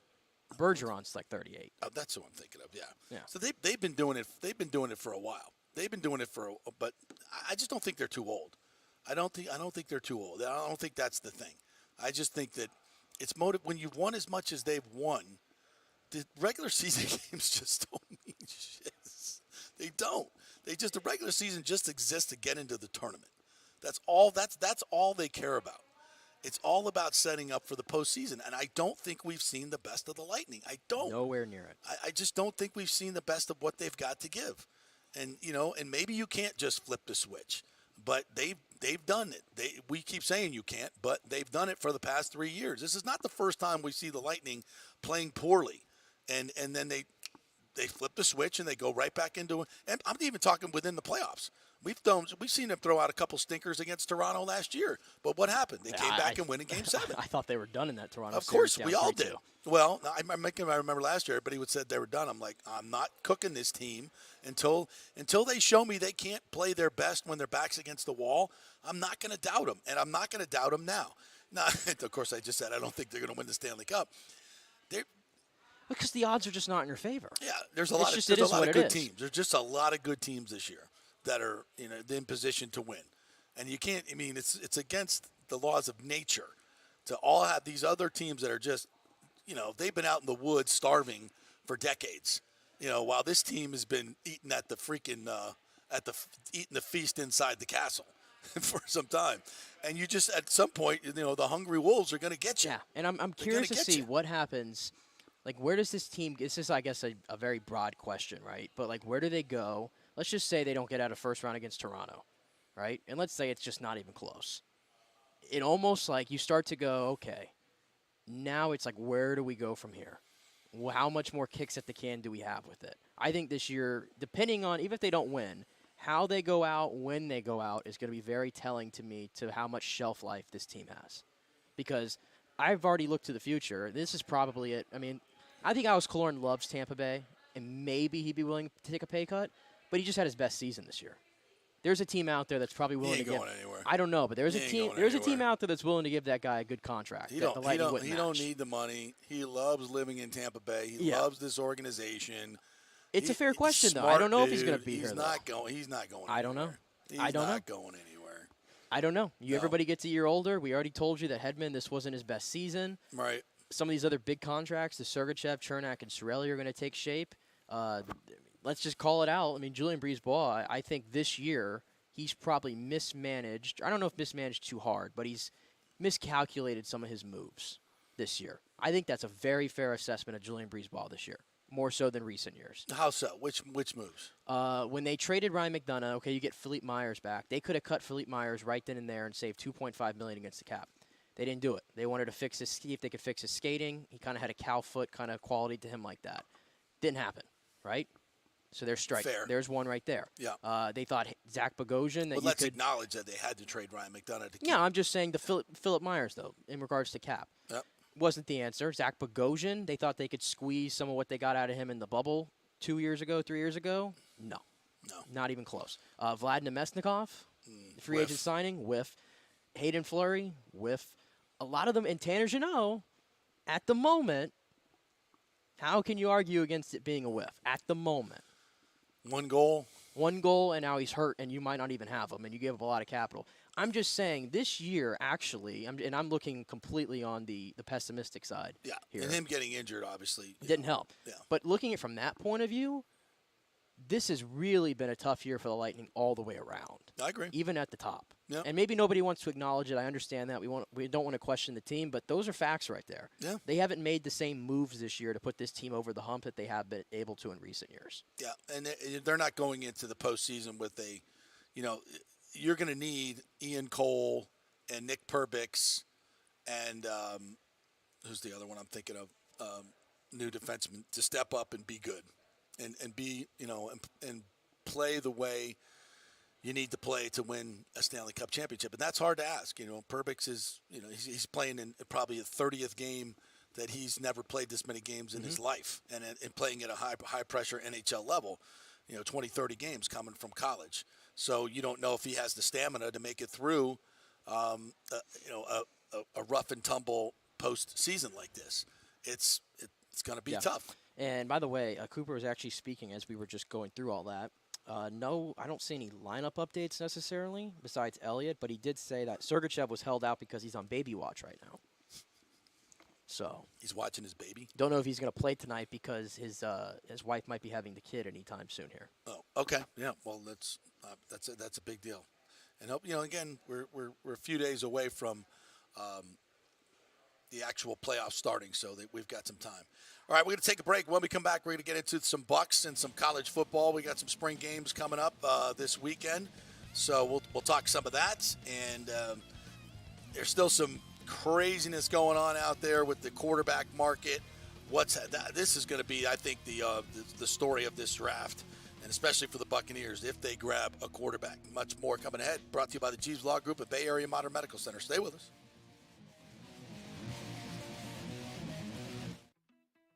Are you experiencing those feelings of getting older, lower sex drive, fatigue, hot flashes, moodiness, or you just don't feel like you had the vitality you once had? It's a chronic problem here in the United States. You're not just getting old, it's likely low testosterone. Studies over the last 20 years show a shocking decline in younger males aged 16 to 39. Older men have seen a sharp decline as well, so do something about it. Go see my friend Christopher Lugo at Bay Area Modern Medicine. Look, testosterone replacement is not a frivolous treatment. It takes a professional, targeted approach that focuses on total body wellness, vitality, and emotional stability, not a one-size-fits-all approach like many clinics use. They will monitor your blood work and adjust your treatment as needed for optimal results. Folks, I've been on testosterone therapy for over 6 years, and it is a life changer. You will feel and look better than you did 10 years ago. Give them a call at 844-977-3477 or go to BAMMC.com. Tell them JP sent you for priority scheduling. That's 844-977-3477 or BAMMC.com. JP here for the Jeeves Law Group. Have you been injured in an accident, in an auto accident, truck accident, motorcycle accident, at work, or at a place of business? Well, call the Jeeves Law Group and get the personal attention that you deserve. I made the mistake many, many years ago with going with one of the bigger law firms, the national law firms. And let me tell you, getting a call back from those folks was next to impossible. Weeks and weeks would go by, never get a call back. That doesn't happen with the Jeeves Law Group. Personal attention is what they're all about. When you call the Jeeves Law Group, you will be part of the family. They will represent you in a vigorous and aggressive way against the insurance companies. These larger companies will promise bigger settlements, but it's the Jeeves Law Group that will get you the best results. If you're tired of dealing with these bigger law firms, check out the Jeeves Law Group. Go to JeevesLawGroup.com, tell them JP sent you, get a free consultation. It's the Jeeves Law Group. Scott Jeeves has been representing clients in the Tampa Bay area for over 25 years. Give them a call. It's a free call, 727-894-2929, 727-894-2929, or go to JeevesLawGroup.com. All right, this is for all you guys who don't want to go to the gym and do 5,000 crunches. At Bay Area Modern Medical Center, you can get on the new True Body machine where you can reduce fat and tone up your muscle. It's like doing 54,000 crunches in just 15 minutes. Define your body as you see fit. True Body offers personalized muscle stimulation that delivers the equivalent of those 54,000 crunches in just 15 minutes. Just get in touch with them at Bay Area Modern Medical Center, BAMMC.com. Chris Lugo and the team over there will set you up on True Body and get amazing results. Non-invasive with comfortable and little to no pain and zero downtime. You can isolate and target those areas that you want to improve and treat multiple areas simultaneously. It's an amazing machine, so check it out at Bay Area Modern Medical Center, BAMMC.com. Well, Fitz the mortgage guy did it again. A listener heard his ad, was going to another big bank, but called Scott Fitzgerald at American Mortgage Services of Tampa, and Fitz saved him $618 on his monthly payment. Are you kidding me? Folks, that's big money. Rates are going up, they're going down, they're going all over the place. Scott will shop your loan and save you lender fees and get the best rates. Email him, scott@amstampa.com, or call 813-294-7595. That's Fitz the mortgage guy. Lots of stuff going on right now, and these rates are going all over the place. You need somebody knowledgeable in the market that will work hard for you and get you the best deal. That's my man Scott. He's done 3 loans for me, done thousands of loans for local folks here, works with a lot of the coaches and players in the area. He's the guy. 813-294-7595, or go to scott@amstampa.com. Pure sports. JP is back on. Welcome back. FanStream Sports. All right, welcome back to the JP Peterson Show on this Thursday, as the Rays are going to go for a Major League record equaling 13 in a row this afternoon against the Sox at the Trop. Was it 1 o'clock start? 1:10 start? Kluber versus Jeffrey Springs. I like your chances. And we will officially be in the building, by the way. We got our $10 tickets? We got our $10 tickets. That How easy. about that? That easy. And there weren't many to pick from, by the way. Oh, I don't care. We just get in the building. So there you go. All right. So we will be reporting back tomorrow from the it's not quite press credentials. We don't get to go into the dressing room afterwards to talk to the players. But we'll be there to give you the inside and the outside of what's going on at the Trop as they go for lucky 13 today. All right, we got a bunch of spring games coming up. Florida's spring game is tonight at the Swamp. And we'll see Jack Miller, who started in the Las Vegas Bowl, going against Wisconsin transfer Graham Mertz. See who's going to be the starter there. I think Mertz has pretty much been given the odds-on to win that job, but we shall see what goes on there. How unfortunate. It doesn't sound like, I mean, if you're a Florida fan, are you really optimistic about next year? I can you can't be? I tell you what. What's to get optimistic from about? the way the Billy Napier era started last year, with the atmosphere for that Utah game immediately put to be ranked, number 11? Yeah. All that optimism and everything, and it quickly evaporated last year. And now coming into this year, they knew Florida needed to get a quarterback. And it seemed like they might have missed out on their top targets. At least that's what it felt like to me. Yeah. And they settled with Graham Mertz. If you got Graham Mertz and Jack Miller fighting it out, well, then you missed in recruiting. There was a miss there. Yeah, I mean, you had an opportunity. You have when you have an opening at a mega program, which I think Florida still fits in that, that top 25, obviously. Yes. When you have an opening at quarterback, that's what it's all about. I think a lot of these quarterbacks don't give a shiz where they play. They want opportunity immediately in a big-time conference with an opportunity to play right away. And if you can't go out and get a top quarterback in that situation, then I don't think it bodes well. Not to say that Graham Mertz can't be a good quarterback or Jack Miller can't be a good quarterback, but they just seem like they've lost a lot. And, when you're returning guys are in terms of your skill players, it doesn't seem like there's a lot there for Florida. We'll see, but when you look at what's going on in Tallahassee, now their spring game is going to be on Saturday.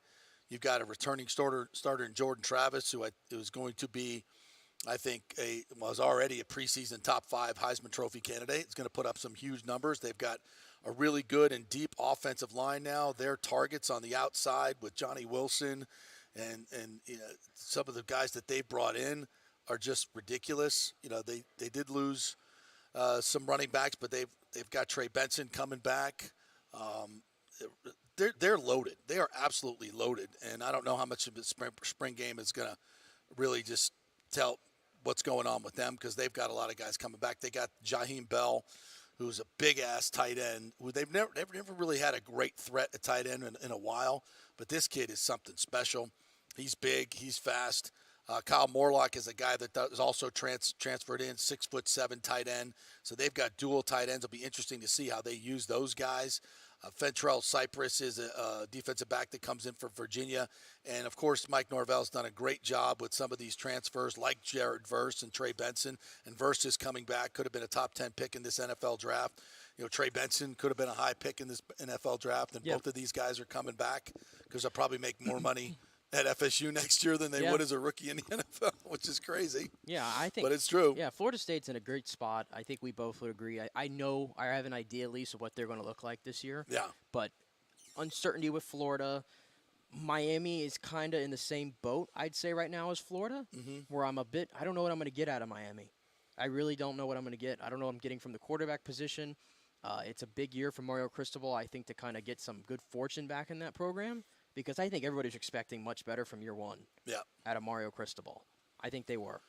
Oh, no question. And to get a beatdown like Florida State put on them. Not great. 45-3. Yeah. That's, that's a shot. Yeah. That's a shot. So I think you know what you're getting and from them. And they're recruiting. Right now, I think their class is ranked 62nd for next year. That's very early. It's way early.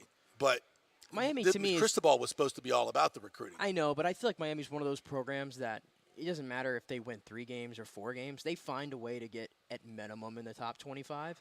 And I mean, his first year they had him in the top 10.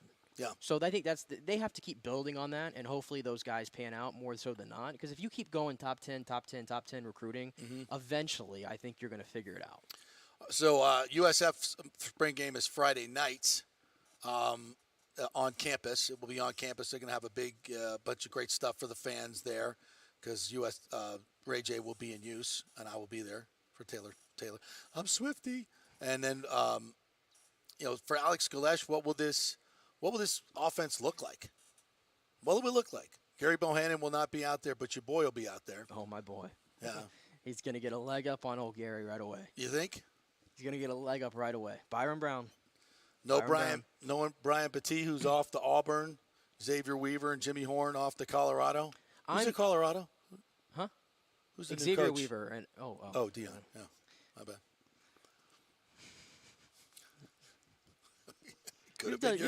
You've done 2 things already in the minute of talking about could USF. have been your coach. In the minute of hold on, this entire show, let's recap your USF takes today. Alex Galesh struck out 5 times on your end because of his gum smacking. No. Then you bring up Dion's 4. name.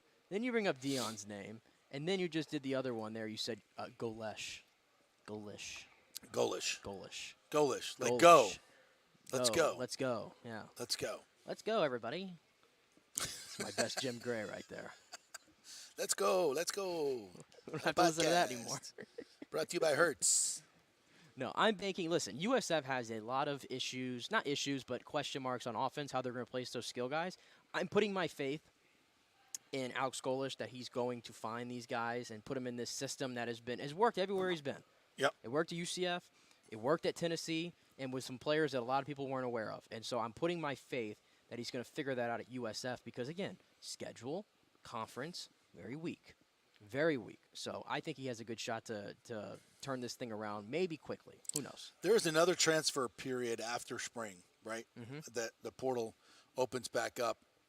I would say USF and Miami and Florida have some work to do there. And they're all, I think, very attractive destinations because USF, you can come in and play right away, especially if you're a defensive player.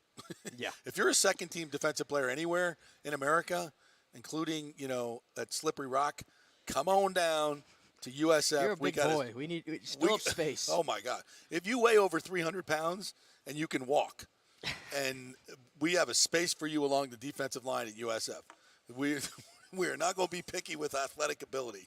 Just get your big ass down here, and we will plug you in. They just, they're just small and not very talented defensively, and they need more players. They need more players desperately. So we'll see what happens. All right, let's take one more break, and when we come back, we'll finish up with some Bucs talk as we get set for the Jason Light press conference today. Nothing more revealing than press conferences before the draft for GMs. We're going to learn so much today. Maybe not, but we'll talk about it when we come back. Just trying to keep it real here on the JP Peterson Show. Stay with us.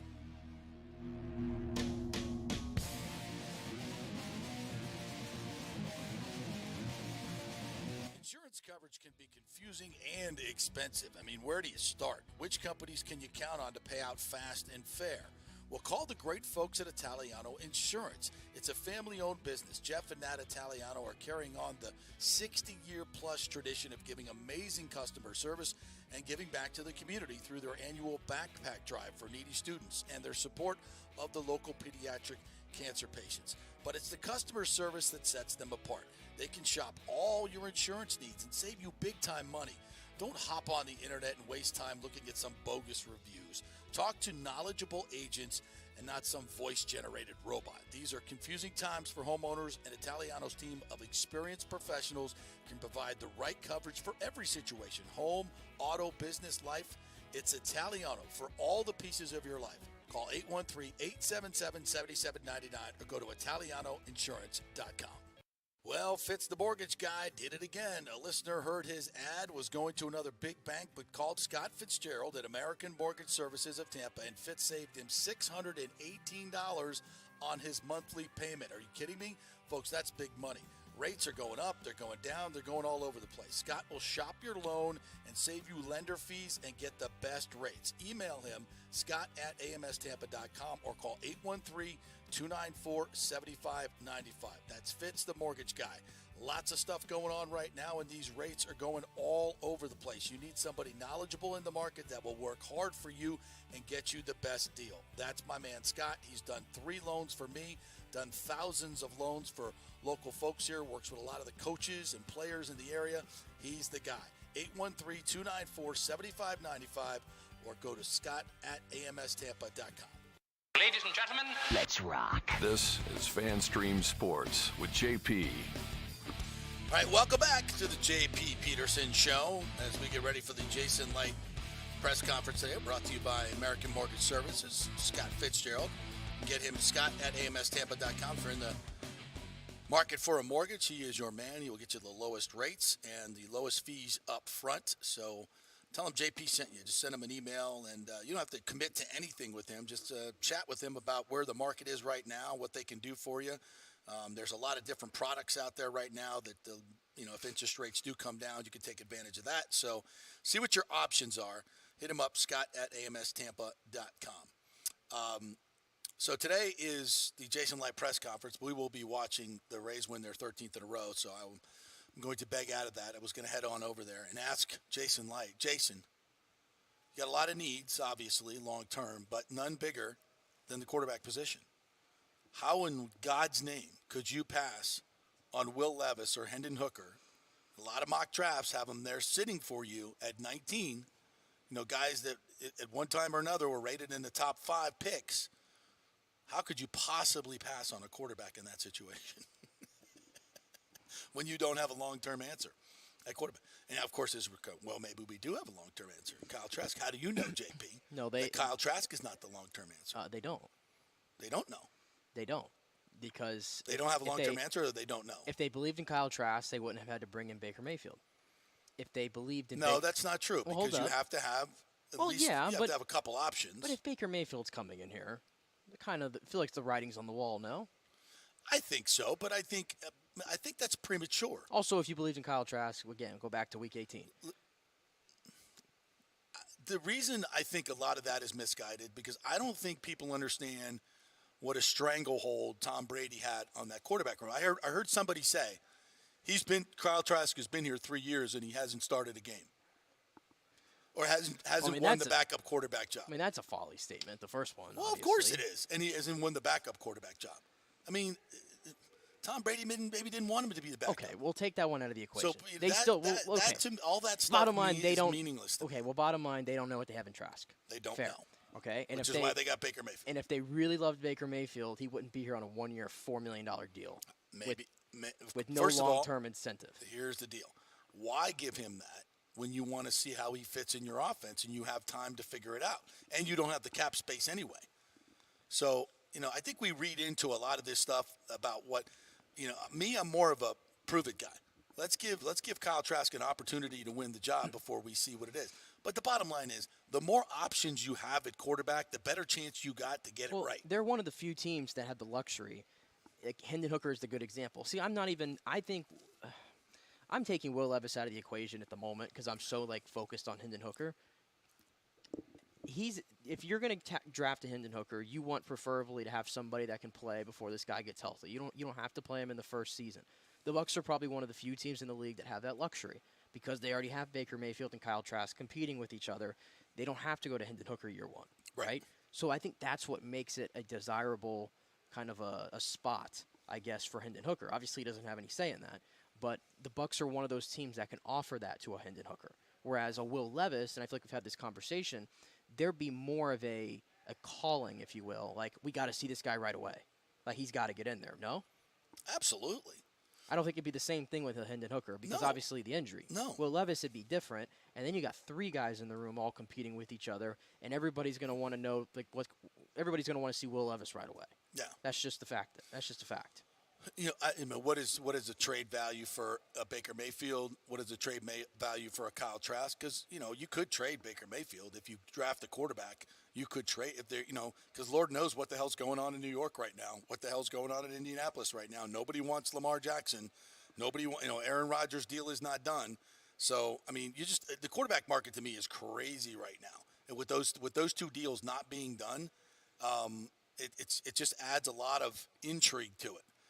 Do I think Aaron Rodgers is going to be starting for the Jets day one? Yes. Do I think Lamar Jackson is going to be starting for the Ravens day one? Yes. But there are possibilities out there now that doesn't happen. You just don't know. The bottom line for me is if you don't have a quarterback of the future and you have a chance to grab one of those guys, I think you got to do it, especially at 19. Because at 19, there are no assurances you could draft a complete bust at 19.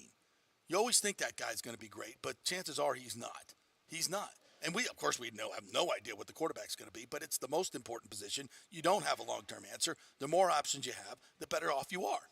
So I still think it's in play, and I'm not going to be pissed if they use that. Now, if you use that 19 on a quarterback, boy, you better get the other ones. You better get the other ones right big time.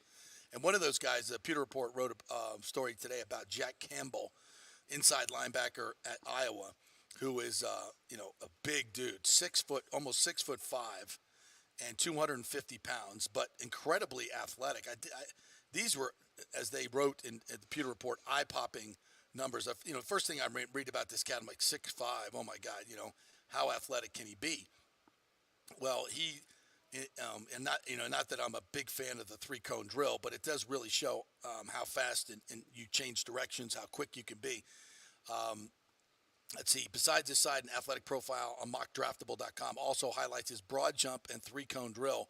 The former 128 ranked in the 94th percentile of linebackers. 94th percentile of linebackers, and 95th percentile with the 20-yard shuttle of 4.244. So his 3-cone and his 20-yard shuttle rank in those 94th and 95th percentile of linebackers that are 6'1", 6'2". So, he's a big boy, and he's got good hands. He's got a couple of interceptions in the last couple of years. He's not 4.42 like Devin White, but 4.65 is fast enough to be a good inside linebacker. 4.65 is really good for a guy that's almost 6'5", 250 pounds. That's remarkable. I'm gonna make him a tight end. He's got the measurables for it. Yeah, he certainly does. And they mentioned Luke Kuechly was 6'3", 238. And, we're not saying this guy's going to be Luke Kuechly, but he just might be. He just might be. And listen, if I can get a 2 for Devin White, which you should be able to get a 2 and a 5, same thing that Roquan Smith brought, because that was in the middle of the season. Maybe now right before the draft, especially with Seattle, teams like Seattle out there with 2 1s and 2 2s, that you should be able to get something good for Devin White. And, and we had this long discussion yesterday on Devin White. We're not going to repeat that, but I still believe the best case scenario, if you can get a 1 or a 2 for Devin White, you ship him out faster than you should do it. I don't think you're getting a 1 necessarily, but maybe you get a 2. Devin White's I think Devin White has overplayed his hand. I don't think he has any leverage whatsoever. And honestly, the way the system is set up, nobody's going to have leverage in this situation, but I don't even think he has his tape to go off of. I don't know what his fallback is on anything with Devin White. We're not saying PFF is the best grader in the world, but when eyes can tell me what I. But when you're graded in the bottom, what is it, 71 out of 90 or some ridiculous numbers? Yeah. And consistently been graded down there. Mm-hmm. You're not the best player on the defense.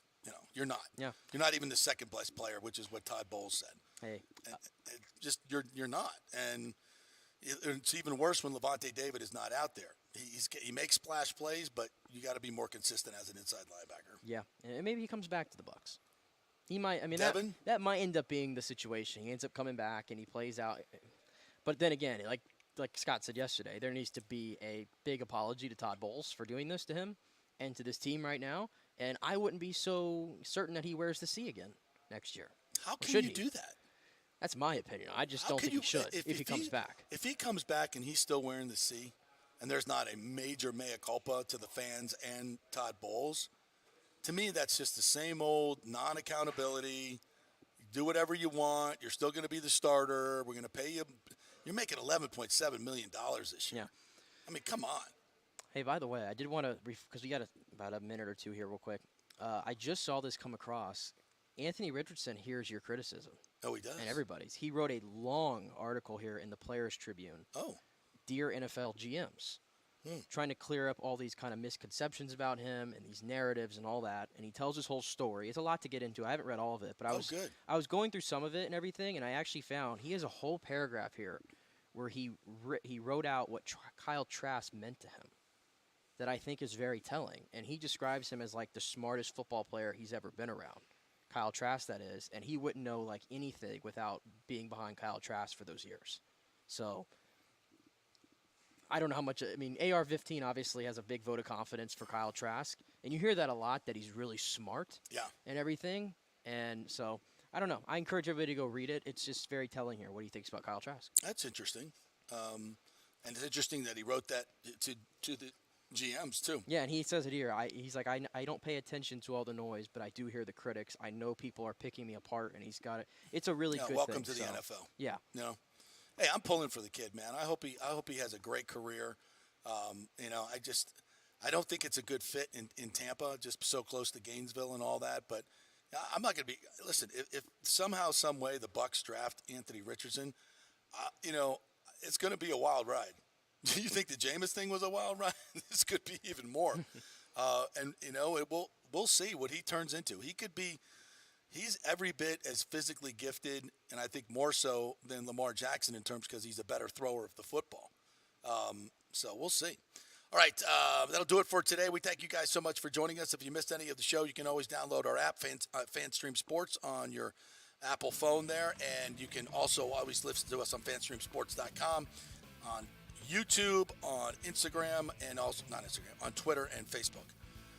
And Apple and Spotify as the podcast. Have a great day, everybody. We're off to the Rays game. Go Rays, go Bolts, and we'll talk to you tomorrow.